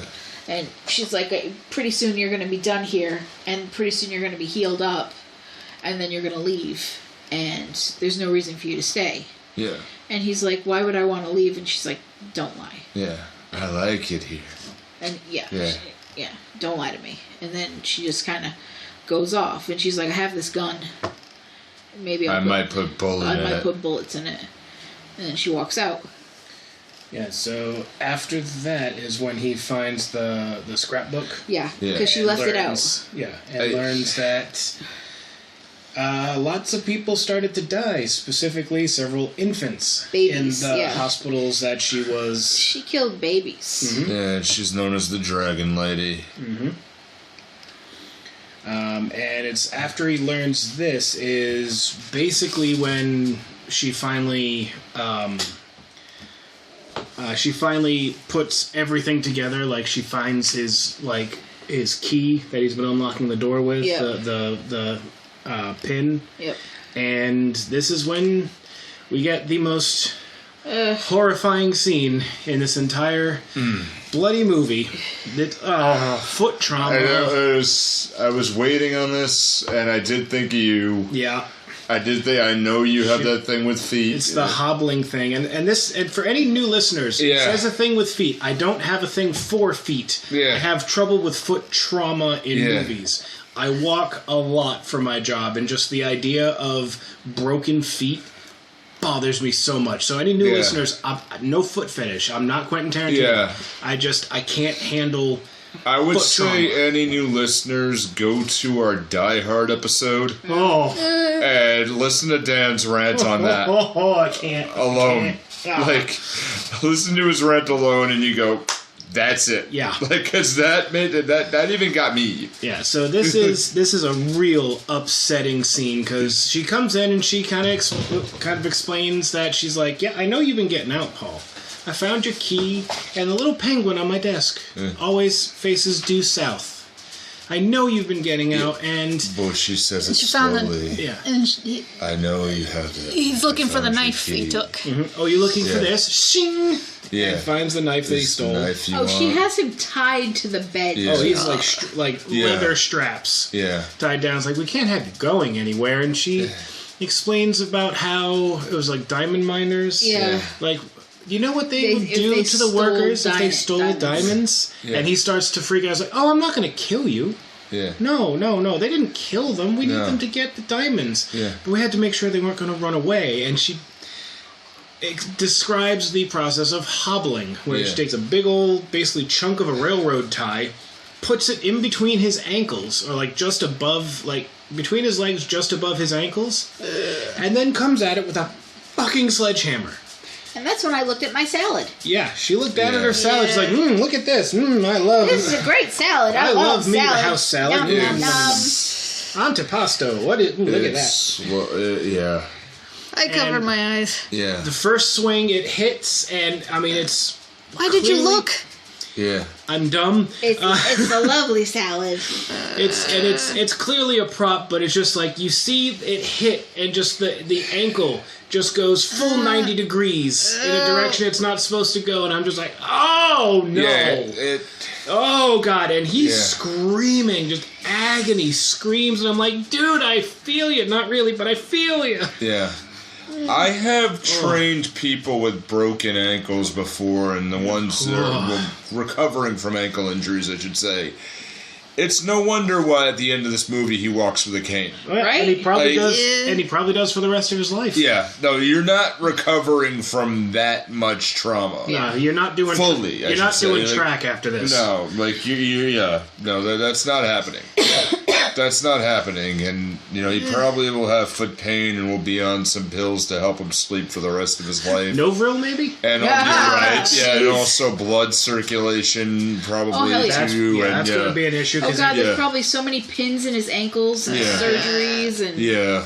like, I can't imagine how much like nerve and like vein damage something like that would do so too. much scar tissue. A lot. Yeah. A lot. Like, it'll affect muscles all the way up to your knees at the very, very least. Not to mention whatever kind of damage he actually had to his legs from the accident Yeah. itself. Yeah, because they were pretty messed balance up. and like that. Yeah, that she did splint them very, very well. Yeah.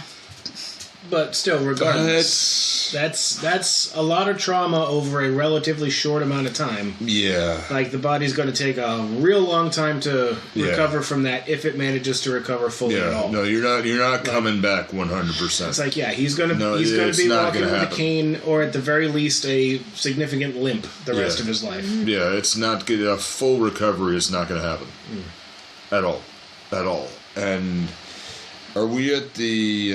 Are we at the ending battle here? Yeah. We've Close. been kind of Yeah. bopping back and forth. Yeah. We're at the point now where Buster kind of puts things together. Yeah. He's starting to 'Cause realize because he read he's asked. Oh, yes. he read the line in the book about like there's a higher power that judges and then sees And he's that heard it that's before. what. He's heard the line, and he can't really figure out why he's heard the line. So he goes to the library. He goes to the library because he's remembering the people who live in town. Yeah. And he goes to the library. Does he go to the library first, or does he go to the store first? I think to he goes ask to the about store first Annie about what Wilkes. she's been buying because Yeah. she yells like cockadoodie and poop at people that cut her off. You poop! Like, oh, okay. I'm actually more terrified by her because she doesn't swear. And I believe he goes and he asks the storekeeper about does she read his books? And he's she's always the She's the first. she's the like, the first like pre-order. Every time something's out, she always has Yeah. to reserve a copy. Yep. Yep. And She bought some paper. I was like, And has she she been bought- buying anything weird do lately? you Well, think paper's weird? Newspaper? No, the no, typing kind. Typing kind. Huh. And just Buster's like, now how about that? And he just walks right out, and I think that's when he goes to the library and he looks her up. Yep. He Yeah. goes to the library and starts looking through, and it's very, very similar to a scene from It, and I Yeah. half expect to see just Pennywise show up in this, book he's flipping through. It's around the same time period. Yeah. Yeah. It's every 27 years. Yeah. Ooh. Yeah, I know, right? The new It movies are very good. The TV movie is also good in a very different way. Yeah. A very That's because different Tim way. Curry's fucking hilarious. Yeah. Poor The Jonathan. hat, the hat, the hat. Poor Jonathan Brandis. Yeah. Yeah. Yeah. Totally miss So, where were we? He puts it together and he goes up to see her. And She jams a needle in him. well, she sees the truck coming, And storms in the room, and they kind of have a fight, but she manages to get the needle in his arm, and he passes the fug out. and she Yeah. basically throws him in the basement. Yeah. And But she also this is where I think she's killed before. Or it made me think of this because She's killed before because the basement is concealed. Yep. Like you can't see she's that. definitely killed before, but I don't know if it's. Yeah. I don't know if it's a hidden basement or if it's just like It's something with well, those it's- old houses. It's hidden definitely because hidden. it's hidden because Buster walks by and doesn't even know it, and then with Paul screaming, it's- he's like, "Wait, there's a door here." Yeah, it's definitely Like, hidden, but I yeah. think I don't think it's like. Yeah, I think she killed her. she killed her husband. She killed her husband. Yeah. Yeah. Yeah, She definitely killed her husband. Yeah. But I don't think it's in like the same yeah. sort of way. Well, I mean, she killed... No, not definitely the same Yeah. way, but she killed her husband probably because they couldn't have kids. He probably cheated on her. Yeah. We don't know. Yeah, Yeah, well, they that's never really my say. speculation. She never goes into detail. We don't even know why she killed babies. Like, Yeah. there might be detail in the book. Well, but I think it's I because, haven't read it, so I don't think it's know. because she didn't know. Dad, if you're listening, please yell at me and I'll post it in the next episode. But I've read part of it though, and I think what happened was she couldn't have children, and that's what set her off. Well, Okay. that would set her off for why Yeah. she was killing infants. Yeah. And her Yeah. honestly, like I said, Misery dying in childbirth Yeah. would definitely be the trigger Straight Yeah. up trigger, yeah. Yeah. for her to Right. do what Right, she's doing yeah. to Paul. Yeah. Because if Misery hadn't died in childbirth, Yeah. there would have been the possibility of her probably letting Paul go eventually. Right. Yeah. Yeah, you're right. Yeah. Yeah, and I mean, it's... When he sits down, he has the can of lighter fluid in his butt. I mean, how comfortable is that? Not at ouch. all. Yeah. I mean, his legs are busted anyway, so I doubt he could feel anything below his waist. You know, And so... he'd recently been drugged, so he's Yeah. probably numb from at least the chest down. Yeah, right, yeah, but he does have his ways about him at least. Yeah. Yep. But Buster comes in and she does a very good job of trying to distract him And or being an dissuade him. absolute chatterbox. Yeah. Oh, you Right. want your Coco? Yeah, Yeah. Coco, which I was my like, oh my manners? I god, didn't did met she? you I in was, I'm my pretty first sure thought was, this- did she poison that Coco? I'm pretty sure it would Yeah. have been, yes. I'm pretty sure she would, but And he eventually, you can't seem to find anything specifically incriminating, so he So goes he to leave. goes to leave, and then he hears A Paul crash. making noise. Here's a crash, and he comes back and He's just like- you're, like, And Miss honestly- Wills, you okay? Annie, you alright? And comes into the house and hears Paul screaming. Paul scream from the Yeah. basement. Yeah. And it's like, oh, we know what's going to happen here. And he was saying, "Oh no, he's dead." And I was like, "No." And he's like, "Yeah, he's dead." Bet you, Yeah. bet you we lose him. Bet you we lose him. Yeah. He opens the door, finds like the hidden door, opens it up, looks down and goes, Mr. Mr. Sheldon, and then his chest explodes because Andy Yeah. blasted him in the back with a double-barreled 12 gauge. Yeah, I'm like, and I Buster, no! I thought it was going to be the handgun. I did That too. he's like she was gonna put bullets in it though, but it makes sense because she's out in the open. Yeah, she's out in the wilderness. She needs to have something to help her. Yeah, a shotgun is not so much a weapon when Yeah. when you own a farm. It's a tool. It's a necessity. You need it because it's a necessity. you're yeah. in Colorado in the mountains. Fucking bears. There's bears. Yeah. Yeah, it's most areas. Yeah, bears don't go Especially- away with harsh words. The Yeah. bears. Yeah. The bears. The bears. Go away, bear. Remember that video? There's like a bear ripping apart her kayak, and there's just like this girl going, "Oh, it's winter. Why aren't you sleeping? Go away. I didn't do anything to you, bear. Go away, The bear." bear's like, fuck this is food. Like, dude. And he's just like ripping apart a kayak. She's like, "That's not even food. It's plastic." It's like, don't talk to it. Just go in the house. Go in the house and wait. You can replace a kayak. It'll be You fine. can't replace the skull. Go in the house. Yeah. All right. So poor Bye, Buster is Buster. dead.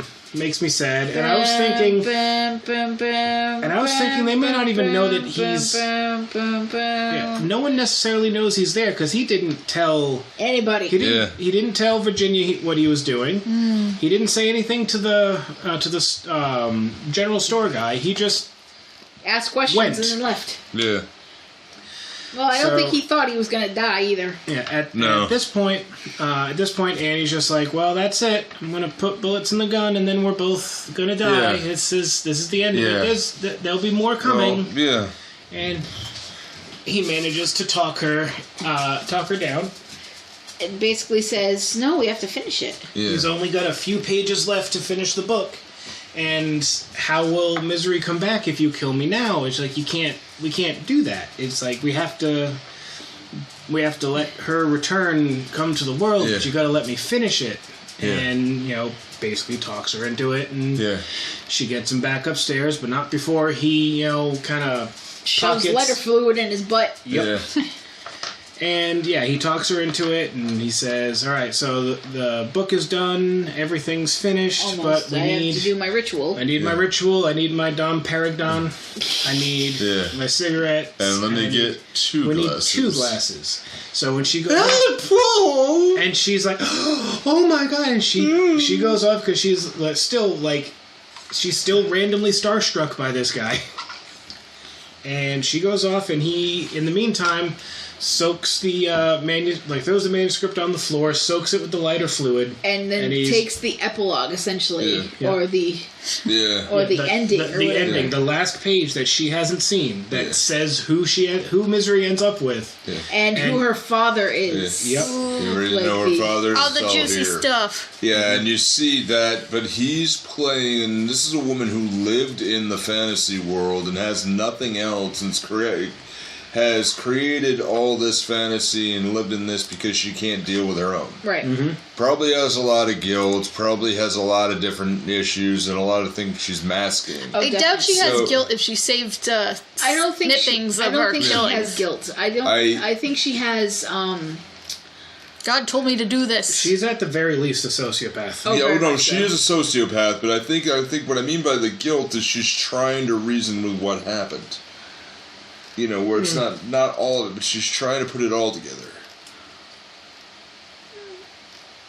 Put what together? Yeah, she's trying to put it all together, trying to put, Okay, so sociopaths, what happens, what makes a person a psychopath is they don't know the difference between good and bad. But necessarily what it is that, what they're doing, they're coming up with reasons so it is good. It's saying, I thought they just didn't have feelings. Yeah, but it's like, no, God told me what to do. God told me to do this. So she's being led by a so-called higher power, and she's just following orders. Cult people do this. And, and they're like, no, I was told to do this. And then they give themselves leniency because there's still some internal core. Sociopaths have feelings. They have specific feelings, and everything is about them. Yeah. Yeah, How and it's feel. about her and everything. You're right, yeah. They feel their love. They love what they love so much that they can only love that. Yeah. But they don't normally feel guilt. They don't know how. They need a guilt transplant. Absolutely. Please take my guilt. Have it. I've got overwhelming abundance of Catholic guilt. You can have plenty of it. It works wonders to stop you from doing anything that you want to do. I am very, very borderline because I have a very hard time feeling guilt. You don't need to be Catholic either to have horrible, crippling guilt. Well, no, that's just where mine came from. That's my source. I got it too. I have remnants of PTSD, and having PTSD has actually numbed my ability to have guilt. As weird as that might sound. In some ways, me too. Guilt so sucks. I have a very hard time feeling guilty about things. You want my guilt? Yeah. No. I don't miss it. We could share amongst the group. Yeah. Somebody please take it. Did you bring enough guilt for everybody? No. You gotta share with the class. I have had my share of it. I don't need any more. But anyway. That got dark. That did. Anyway, Annie comes back in with the glasses, and Paul holds up the bit of paper, and he basically says, "You know what this is? Yeah. This is the last chapter. This is Misery ends up with. This is who her real father is. And you know what this is? He lights the match with his finger, which I think is so really cool. Yeah. You can't do that. Yeah. I can't do that. They have to be strike anywhere matches. Yeah. And you got to have a real strong thumbnail. I Yeah. don't. I thought they stopped making those because white phosphorus was giving people Fossey jaw. They I probably think so, did, yeah. but this was the early. But that was like a red tip match. Yeah. But there was white on the tip of the red tip. Yeah. If you're like... Tips on tips. I did not mean to do that, but all right. Tee. But still, that's he But he lights it. lights it, and then If his thumb catches fire. Yep. he burns the manuscript, And she loses it. Flips out. and she's like, no, Misery, and she like, And she's trying to stop Tries it from to stop burning. it. He tries. He's like, I hitting learned her. it from you. yeah, that is like. Yeah. I learned it from watching you. That's the only thing I could think of in that particular scene. Yeah. I Oh did my the same. god, I was like, wow. I'm not even sure what that's from. Anti-drug PSA? Yeah, I learned it from anti-drugs, watching- yeah. anti-drug PSA. Those like the dad with the porn mustache who breaks into his kid's room and he was like, look what I found in your drawer. He's like, where did you get this stuff? The kid's like, Where did you learn about doing where'd you this learn stuff? about this stuff? And he's like, You, you woman." dad, I learned it from watching you. And the dad's like, what? Like, I would think the answer would be everybody, everywhere, pretty much. Yeah. yeah. I was like, when you smoke, you have but- kids that smoke. Okay. Don't smoke. This poor It's like, okay, let's be real smoker here, did. people. Yeah.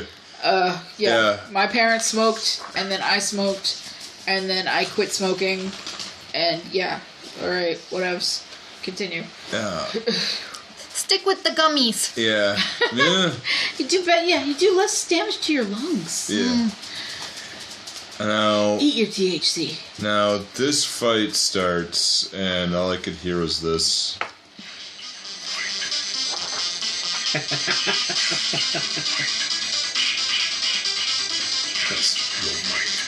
Mortal Kombat! And he works. Oh my god.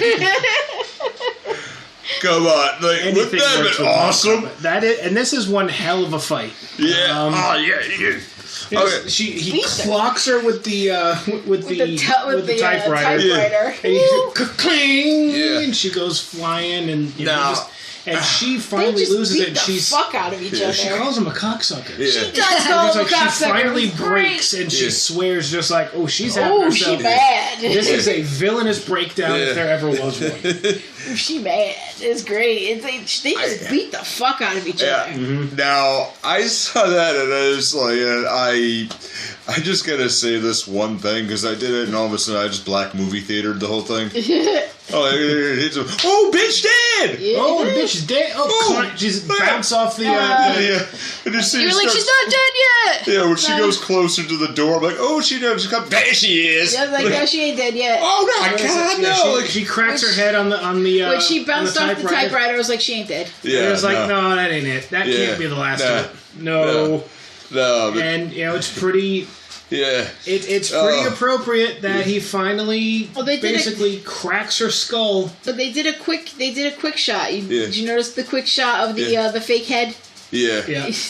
There was a very quick shot of the fake head hitting the Typewriter. The typewriter. And then it's pretty appropriate that like she basically gets her bell rung, gets her skull cracked Yeah. by the Oh, heavy she's dead, yeah. the heavy stone like doorstop of Misery the pig. Yeah. She was killed by Misery. Yeah. And that will hit because that's instantaneous death because he hit just Got above right the in the nose, bridge of right the nose. between the eyes, and that Right into sends the it brain. right to the brain, Yep. instantaneously dead. Instantaneously gone, and My whole thing oh is, god, how did he get out? yeah, we Yeah. were saying the same It just thing. cuts to 18 months later. See, I'm wondering. Okay, this. Yeah. I'm thinking one of two things. He crawls Either- back to New York. No, It took 18 months. I'm thinking somebody figured out that the sheriff was missing. Yeah. and Virginia, that I'm guessing. they probably Yeah. tracked it back to he was questioning Like, where did he go? Yeah. Okay, the first thing he did was he went to the general store. The general store, and what was he asking about? He was asking about Annie Wilkes. Okay, where library? What was he asking about? Oh, he was looking at this stuff. Oh, again about Annie Wilkes. Okay, let's go to Annie Wilkes' house. Yeah. Okay, and that's where they find this stuff. Yeah, I'm putting it down to Virginia figured it out because she knew what Buster was doing. Right. And when he didn't show back up, he probably ended up laying there 2-3 days. Yeah. Maybe. I just assumed he dragged himself out in the slush. The other thing I was thinking is that maybe he managed to get upstairs and maybe found a working phone when he was upstairs. Possibly. Yeah, that would have been Virginia's the second thing. Had an affair with Annie Wilkes? Ew. Nah. Yeah, that would have been the other thing. Yeah. It was one of those two things. Yeah. Nah. Because he couldn't use his legs, so it's not like he could have gotten into a car. Yeah. No. Like No, he has no leg power at this point Those whatsoever. ankles are shattered. Right. There's It's no not way just he's at driving. the thighs, the hips, the knees, Anything from nothing the below waist the down, waist he couldn't is have- working.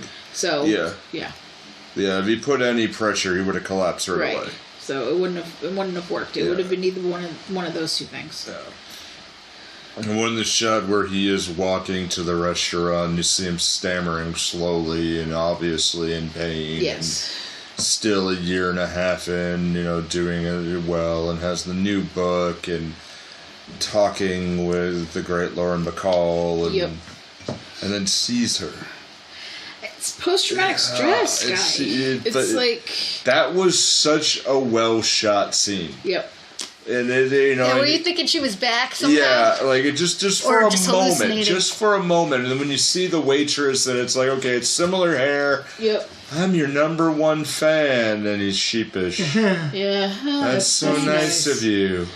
It's like he needs to be in therapy. Yeah. Oh yeah. He needs to Desperately. be in. Oh, motherfucking yeah. I love how she's Yeah. like, how would you feel about doing nonfiction? He was like, yeah, because reliving that is totally what I want to do. Yeah. Yeah. What the hell do you think it is? Yeah. Yeah, no thank you. Nah, I'm done. Although, didn't he say he was kind of inspired?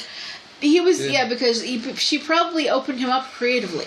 Like that in there basically made him think, okay, I like to live. Yeah. And I need to change. Yeah. Like. Well, I mean, he wants to do something new. Right. And this was something new, something different, Right. and he It had opened up his creative process. But not only that, is he had a creative process already, but it was something very similar. Yep. He went to this place in Colorado. He stayed at Silver Lake, Silver Creek, whatever it was. Did his thing, ordered his wine, had a cigarette, and left. And now he did that process for 8 books. And now doing this book is he did something in a completely different context. In a different completely house. Different, But that's a very different thing. But it showed that he did That's it in a very different place. different. Yeah. And he could do it. Yeah, and that he So- did something, and at least he did something that someone who was his number one fan was proud of, and he could get away with this. Because, if you have a literary critic or an agent, and then you have this crazy motherfucking bitch, it makes sense to me. Yep. It makes sense to me. Like, yeah, hey, I have new power now, and they're like, and that crazy agent or a crazy literature editor or something that he has to deal with. They ain't trying to kill me. Right. I can do a little bit better now. I can do a lot of stuff. Yeah. I can do it any place I feel like. Yeah, and it's interesting. Yep. Oh, but man, this was a wild one. Yeah. Great pick, Jess. I enjoyed. I gotta say, very great pick. It was definitely a good movie. Like I said, I was very uncomfortable watching it, but I definitely Because there were some scary parallels there was some between scary. you and Well, okay, you and because Annie. the way I want to say that is I'm not obsessive to the point where I'm going to kidnap someone. See, that sounded bad. Yes. Don't be an Annie. I will just. She hate reads sometimes. I do hate and she gets so I get obsessive angry about things. at fictional characters. No, I get angry at fictional characters, yes, but I get obsessive about things too. I get to the point where if I like something, I learn everything I can about them. And I get you. I do. I learn every single thing I can. And If it can get exhaustive. it gets too. yes, Like, and just like I realize absolutely that. everything. Yeah. It's just Go on Jeopardy. But it's about that one thing. Yeah. Yeah, it's like there was like. I get that way too. Yeah. I'm trying to think of the most recent one. I haven't done it in a while. You got pretty deep into Hollyoaks. Yeah. I did get deep into Hollyoaks. Yeah. Yes, I did. So it's a British soap opera. It was a British soap opera. But I didn't learn everything about it. Yeah. But I have done that in the past. But I haven't done it in a very long time. But I got to the point with certain things. Like I did it when I was younger. I did it with like the X-Files, where I got every single thing Doctor Who. ever could do. Yeah. I've done it with a couple of animes where, for example, Bleach. Yeah. We are similar because I do that same thing. And I'll sometimes do that. Like, I know more about Transformers than is probably healthy. I also know a lot of it's mostly legend stuff now. It's no longer canon. But look around the room and see and there's Transformers and Gundam and everything everywhere. I got super... A lot of the Star Wars stuff, I know a lot of that deep lore too. I am super... I'm like a wicked fangirl of like the Mass Effect series. Yeah. Mm-hmm. And I pretty much collected every single thing I possibly could of the Mass Effect series. So I could see your point with how you connect. Where I get obsessive about something and I will learn everything I possibly can about it. I will collect everything I can about it. But I won't go to someone's house and sit outside and be like, can you sign this for me? No, I get to the point where I'm shy and I won't even go to their panel if I go to one of their, like, conventions. Are you sure we don't want to, like, sit outside Corey Hudson's house and throw rocks at him? No. Alright. No. Like, I couldn't even go up to, like, Garrus's voice actor. Casey Hudson. Sorry. I couldn't go up to, like, Garrus's voice actor and be like, can you just read the phone book to me? I couldn't do that because I'd be, like, too shy. I'd be like, hi. Well, you should just get into Fallout 4. He's fucking everywhere. I fell down the stairs, okay? Oh, God, yes. My friend Corey, who we just talked about, for example, okay? He was at a convention and he was at a signing, and I am very much into, at least I was anyway, very much into Dragon Ball Z, Dragon Ball, Super's supposed to be Super good. is supposed to be really good, but my favorite character in Dragon Ball is Vegeta. And Get some chicken potatoes, please. the voice actor for Vegeta is Chris Sabat. And he met Chris Sabat at a convention, and I'm literally going down my cellar stairs to do laundry, and he called me. And he was like, hey, Joss, somebody wants to talk to you. And he put Chris Sabat on the phone, and I didn't realize it, and he was like, in the Vegeta voice, it was like, hey, Jocelyn, so the next time I see you, I owe you over 9,000 pennies. And I fell down my cellar stairs. Oh, no. Because I was not expecting it. And then my phone died. His phone died. So he couldn't call me back. Hit and run voice acting. Straight up. We were at a convention. We were at Comic-Con, Rhode Island, 2019, 2018. Claustrophobia simulator? Yeah, it was bad. But we were at a panel, and they were asking questions. And it was a bunch of the voice actors. It was Chris Sabat. It was... why can I never remember Goku's voice actor? I can't remember his name right now. Sean Schemmel. Sean Schemmel. And like a couple other people, characters. That and they were asking questions, and he kept poking me, going, and I'm like, ask him for your $90. Do it. Because 9,000 pennies is $90. Yeah. So I was like, no, I can't do that right now because I can't do it. I couldn't do it, but it would have been really funny to be like, hey, so you called me and said you owed me over 9,000 pennies, so can I have my $90 back? Like... There was the Rhode Island Comic Con. But I can't do that. Was a neat time, but that convention center is way too goddamn small for the number of people that showed up. Yeah. Oof. Yeah, I made a Holmes and Yo-Yo blog, probably the only one that exists ever. Yeah. Yep, there you go. We all have our things. I tracked down the French comics from 1980. Yeah. Nice. And I've been translating them. Sweet. All right. But we all have our things. Yeah. And with that, well, I was probably going to do the same thing you are. With that, we can take a quick break for a word from our sponsors. Yeah. And come back with some fantasy casting, yeah? Where Movie Theater Time Machine has its thing. Indeed. Hey everybody, thanks so much for listening. Movie Theater Time Machine is a part of the 4041 Media Group with podcasts like Sake Your Crime and Free Your Geek, which you can check out at 4041media.com. That's all squished together one word, and the numbers are written as numbers. Now it's time to tell us what you think. If you got an opinion or wanted to know what's coming up next, Find us on Facebook, Twitter, and Instagram by searching for Movie Theater Time Machine. now our podcast will always be free to subscribe and share. But if you'd like to help us build a bigger, better podcast, not to mention our confidence, you can find merchandise designed by me, Kaz, at Zazzle. Or check out the Kaz Foxen's Animal Shop at Zazzle for cute animal gifts and pet supplies. Thanks so much, and back to the show. And we're back. Yeah, we weren't sure who was going to say it. Like, and we sit here and stare at each other for a half second. Hi. Monkeys. Yeah. Well, it's like every time we do the countdown, everyone just goes stock still until it's done. It's true, and I'm not sure why we do it. It's like freeze frame. Nobody move. Why? Because if we Time move, someone powers. might hear it. Okay, fantasy casting. Okay, Go. Because I know you have one. I've got one that this is... I like this thought because I noticed something very interesting, and it's similar to something we're going to take a deep look at, and I'm going to be very nerdy about in a couple of weeks. Go for it. Take James Caan, take Kathy Bates, replace with Jack Nicholson and Shelley Duvall. Oh dear.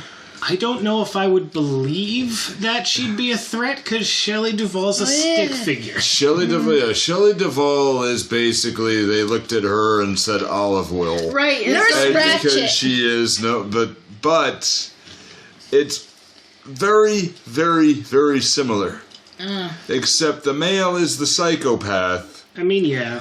and Or replace Annie with Nurse Ratchet. yeah, we'll get to yours in a sec. But Paul this is with But I didn't say who's who, did I? I'm just saying you can Yeah. keep the same dynamic. Yeah, but I didn't say who's who. It's just Okay, point. it would be more of a creepier movie too. But I'm thinking is just it's Nicholson as Annie Wilkes. And have it be a I just very... assumed Yeah. I just assumed the gender roles stayed the same. No, okay. That is It's the disturbing as hell. The mind reels. Yeah. And I am highly disturbed by this. Yeah. No, sir. I don't Roll like it. it. No, sir. I don't like it. Yeah. That's why you could keep Nicholson as Paul and Nurse Ratchet as Well, Annie. That was my thought first. So, yeah. So get I'm the just roll. adding on to it. Yeah. Oh yeah, that's a hell no. That's no. That's We 11. don't need it to be that disturbing. Yeah. That just Yeah, I pushed know it it into went, cray-cray. but it's still to me it's Oh, it's definitely plausible. but And it would be a. Oh, you want me to? No, this is Yeah. already a dark movie. It would be Wretched. way darker if, Yeah. if that one. All right. I was just trying to figure out which Nurse Nurse Ratchet. Ratchet are we doing? Are we doing like The original. the right? original, or Yeah. are we doing the Netflix one? Never saw it. Yeah. No, I know Nurse not of Ratchet the- from One Flew Over the Cuckoo's Nest. Yeah, no, I know what you meant. I was directly under the table. Found it. Okay. Oh, Nope. Kick no, this you one just in. passed Where'd it. go? Oh, is it? Did it go into your chair? Yeah. I don't see it. I've got another Try it D20. under you. We got. It's under Okay. you. Yeah, just use that one. Directly under you. It's under your chin. 17 plus 7. Yeah, Nurse Ratchet's definitely And she's already a nurse, so it Yeah. works. yeah. Nurse Ratchet definitely a good one, but Nurse Ratchet's also incredibly calm, and I don't think you would. Does that make her scarier? Yeah. Well, Oh, Andy, yeah, her calm. Yeah. but Andy's outbursts are like the real Yeah. terrifying moments in this for me. But you still have outbursts. Let's see. I haven't seen One Flew Over the Cuckoo's Nest, so I don't know if she does get mad at any point. Okay, One Flew Over the Cuckoo's Nest is an amazing film. It's another one of those Not cultural only osmosis because ones. Christopher Lloyd plays a character that has my name. Oh, jeez. Okay. His character is Nick Tabor. Yeah, I did Seriously? know that. Yeah, Huh. I'm dead serious. Isn't it spelled a different way? No, exactly the same. Okay. No, it's just something I'm like, haha, cool. And, Meanwhile, the only other places I've ever heard my first name everywhere, but like my actual last name, I've only ever heard it in an episode or two of CSI, and he's like a child molester. Yeah. And Wonderful. in Ghost in the Shell Standalone Complex, he is the Prime Minister of the United States. Remember where my last name comes into play. Yeah. My last name comes into play in two very specific Your poor things. brother.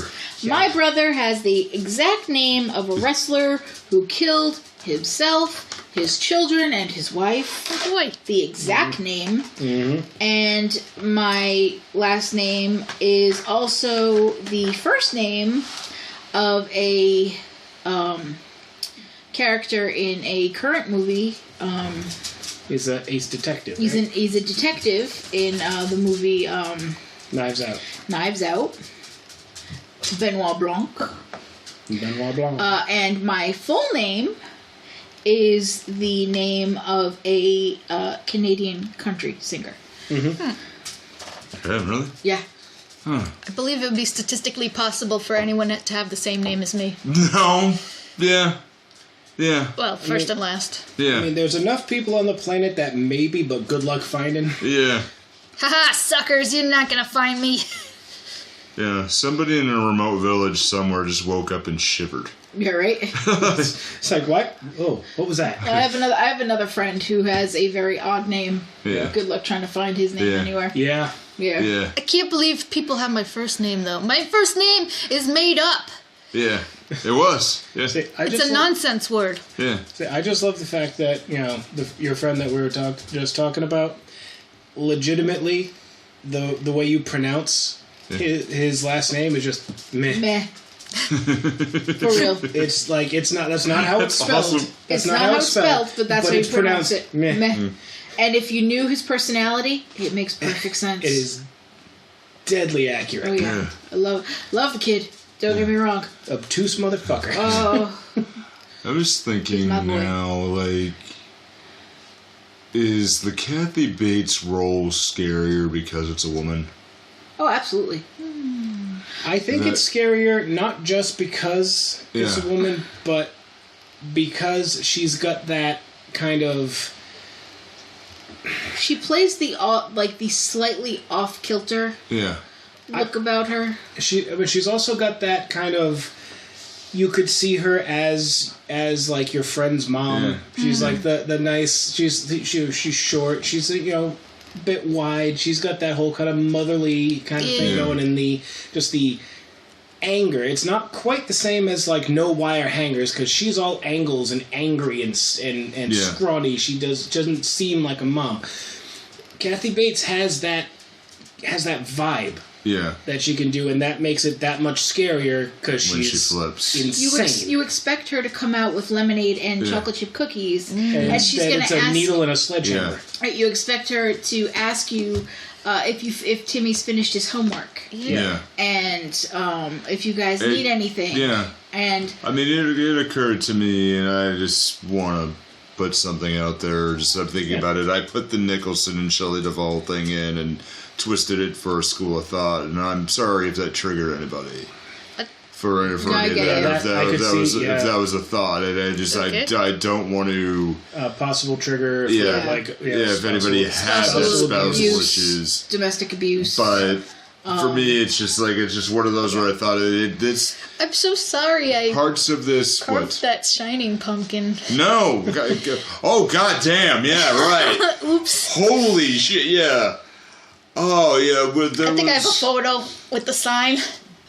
Yeah, there was a pumpkin carving contest that the head of HR of a place that I used to work at, heard about, I hear you have a, then fiance who is an artist. Would you like to be a part and help out? Cool. No worries. And, and she did this awesome Jack Nicholson. His face through the hole. Yeah, doing Here's that Johnny. Here's Johnny from The Shining, and the description of the facility below is a facility that helps, talking about the women's center that helps from domestic violence issues and all that. And then there's Jack Nicholson right up above. I'm like, yeah, this is fucking weird. Yeah, it's like, okay. Nobody told me that. Yeah, this is like, I'm just standing there, we're kind of hanging out, doing it and representing. I'm like, and I just looked at him like, yeah, this is fucked up. This is awfully messed up.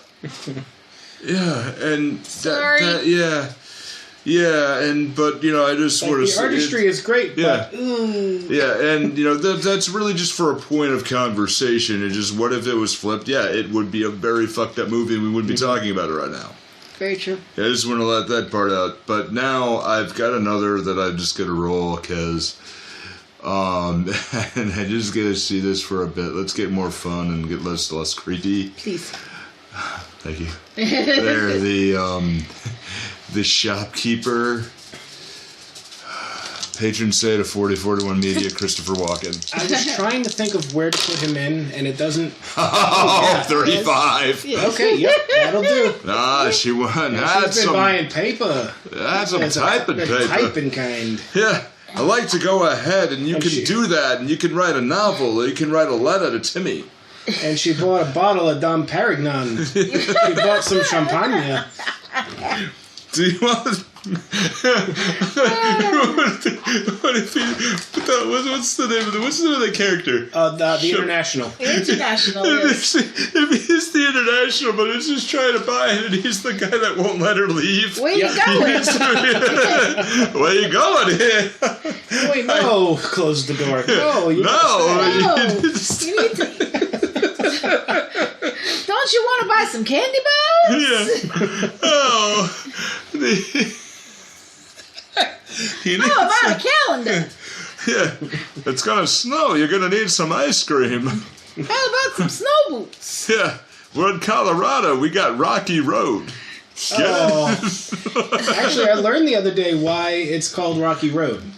Huh? When the original Rocky Road flavor was created, I don't remember who actually did it, but it was basically, it was done right at the beginning of the Great Depression. Yeah. And it was given that name because there was a rocky road ahead of them. Oh. Oh. It's got marshmallows in it. At least that's what Modern Marvels told me.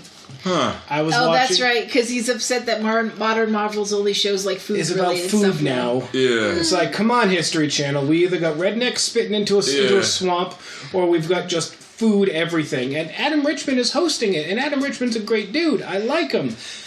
But that's not what Modern Marvels is supposed to be. You're supposed to tell me about how this bridge got built, and I'm supposed to get really, really bored and fall asleep. Right. That's how the Modern Marvels works. Same thing with how it's made. Yeah. That is the most Canadian show. That is the most Canadian show in existence. And just show me how to make crayons so I can go to bed. Yeah. It's like, yes, Canadian man, explain to me how hockey pucks are made, and sweep me away, Sandman.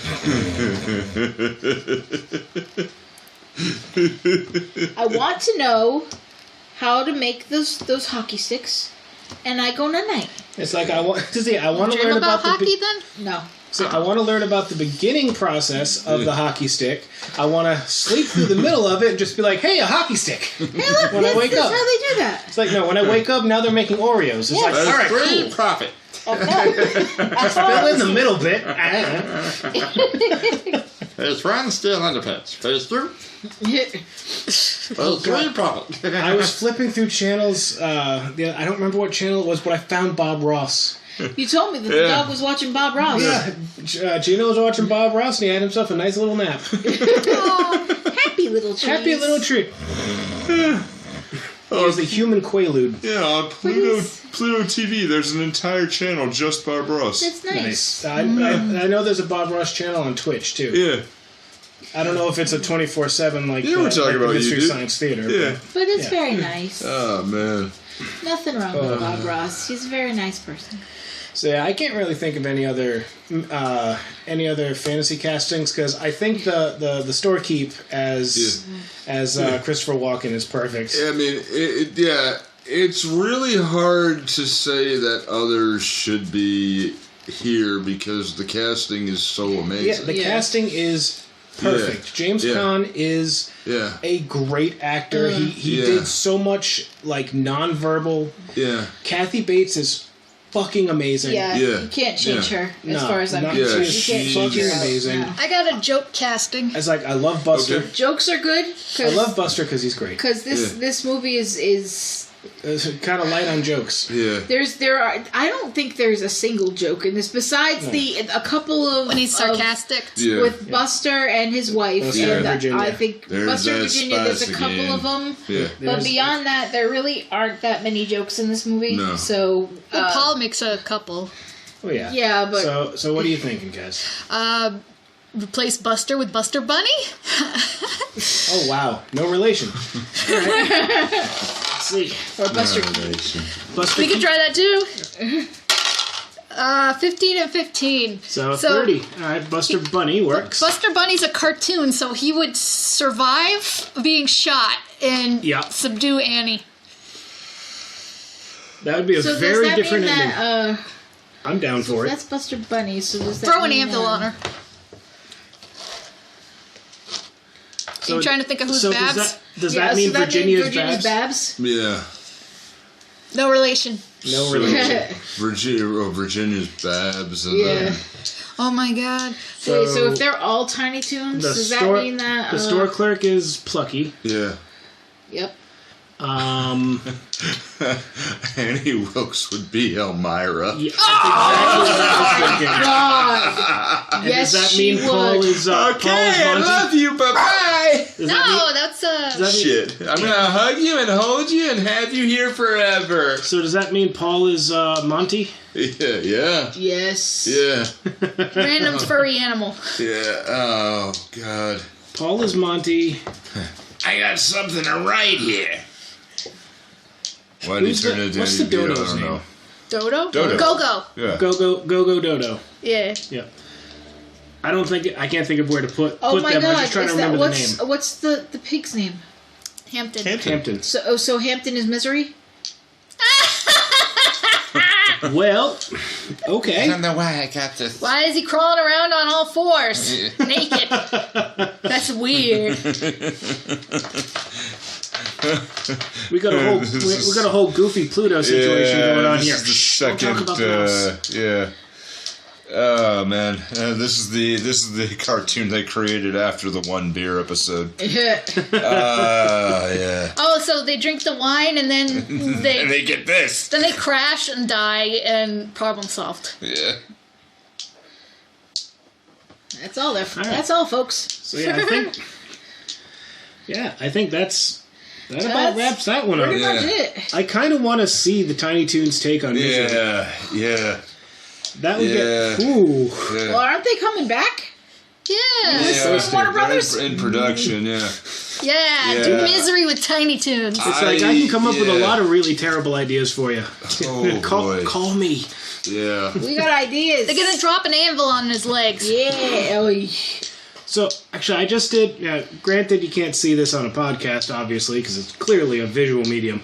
When I did the call me thing, I did the thumb and pinky thing, pretending to be a phone. Shaka bro? Did you know that, like, kids today, if you tell them to pretend they're on a phone, won't do this? Yeah. They'll put their palm out like this because that's what phones are to them. Yeah. They don't know about phones connected to a wall. Yeah. I don't know about phones connected to a wall anymore. Yeah. Yeah, but you did. Oh, man. Yeah. I had one of those see-through ones in my room. Me too. Yep. But did you have your own phone line? No. No, I didn't. Yeah.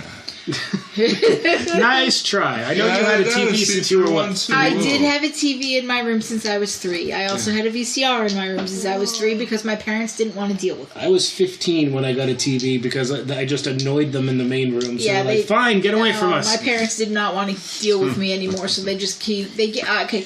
But my TV was black and white. Actually, at 15, I think my room was in the basement at that point. No. No, my bedroom moved around I know quite a yours bit did. because I had to share a room with my sister when we were both like little. Yeah. And then I wanted my own space, so they had to like convert the dining room into a bedroom. And in the process of it, because nothing happens quickly in my family, my bed ended up getting moved into a different, like, side dining room, so I was in with the storage stuff, and eventually at one point it was in the basement, and I know you guys haven't seen the basement of my parents' house, but I have. she has. It's not a finished basement. No. Oh boy. It's a basement. Yeah. And let me tell you, that old-ass water heater Yeah. sounds an awful lot like footsteps on concrete in the middle of the night. It can, yeah. Damn. They got an entirely new system now, so I don't know what it sounds like. Probably robots. Yeah. Shit. Well, Itchy and scratchy I think we did the episode here. Yeah? Yeah, I think we're good. Yeah. Next week is the Shawshank Redemption. Oh. We don't know why he tried to escape on Enchilada Night. Next week is The Voice. Yeah. Oh. Yeah. It's like, yes, Morgan Freeman, read me the phone book. I don't care. It's very easy to do it. It's I not only- hard work. You just sit in a room where the walls look like egg cartons. I only know about it through pop cultural Oh, osmosis. this is okay. This is a long movie, but those of you who have made it this far, definitely check this out. Tim Robbins won an Oscar for a very good reason. Everybody's awesome in this.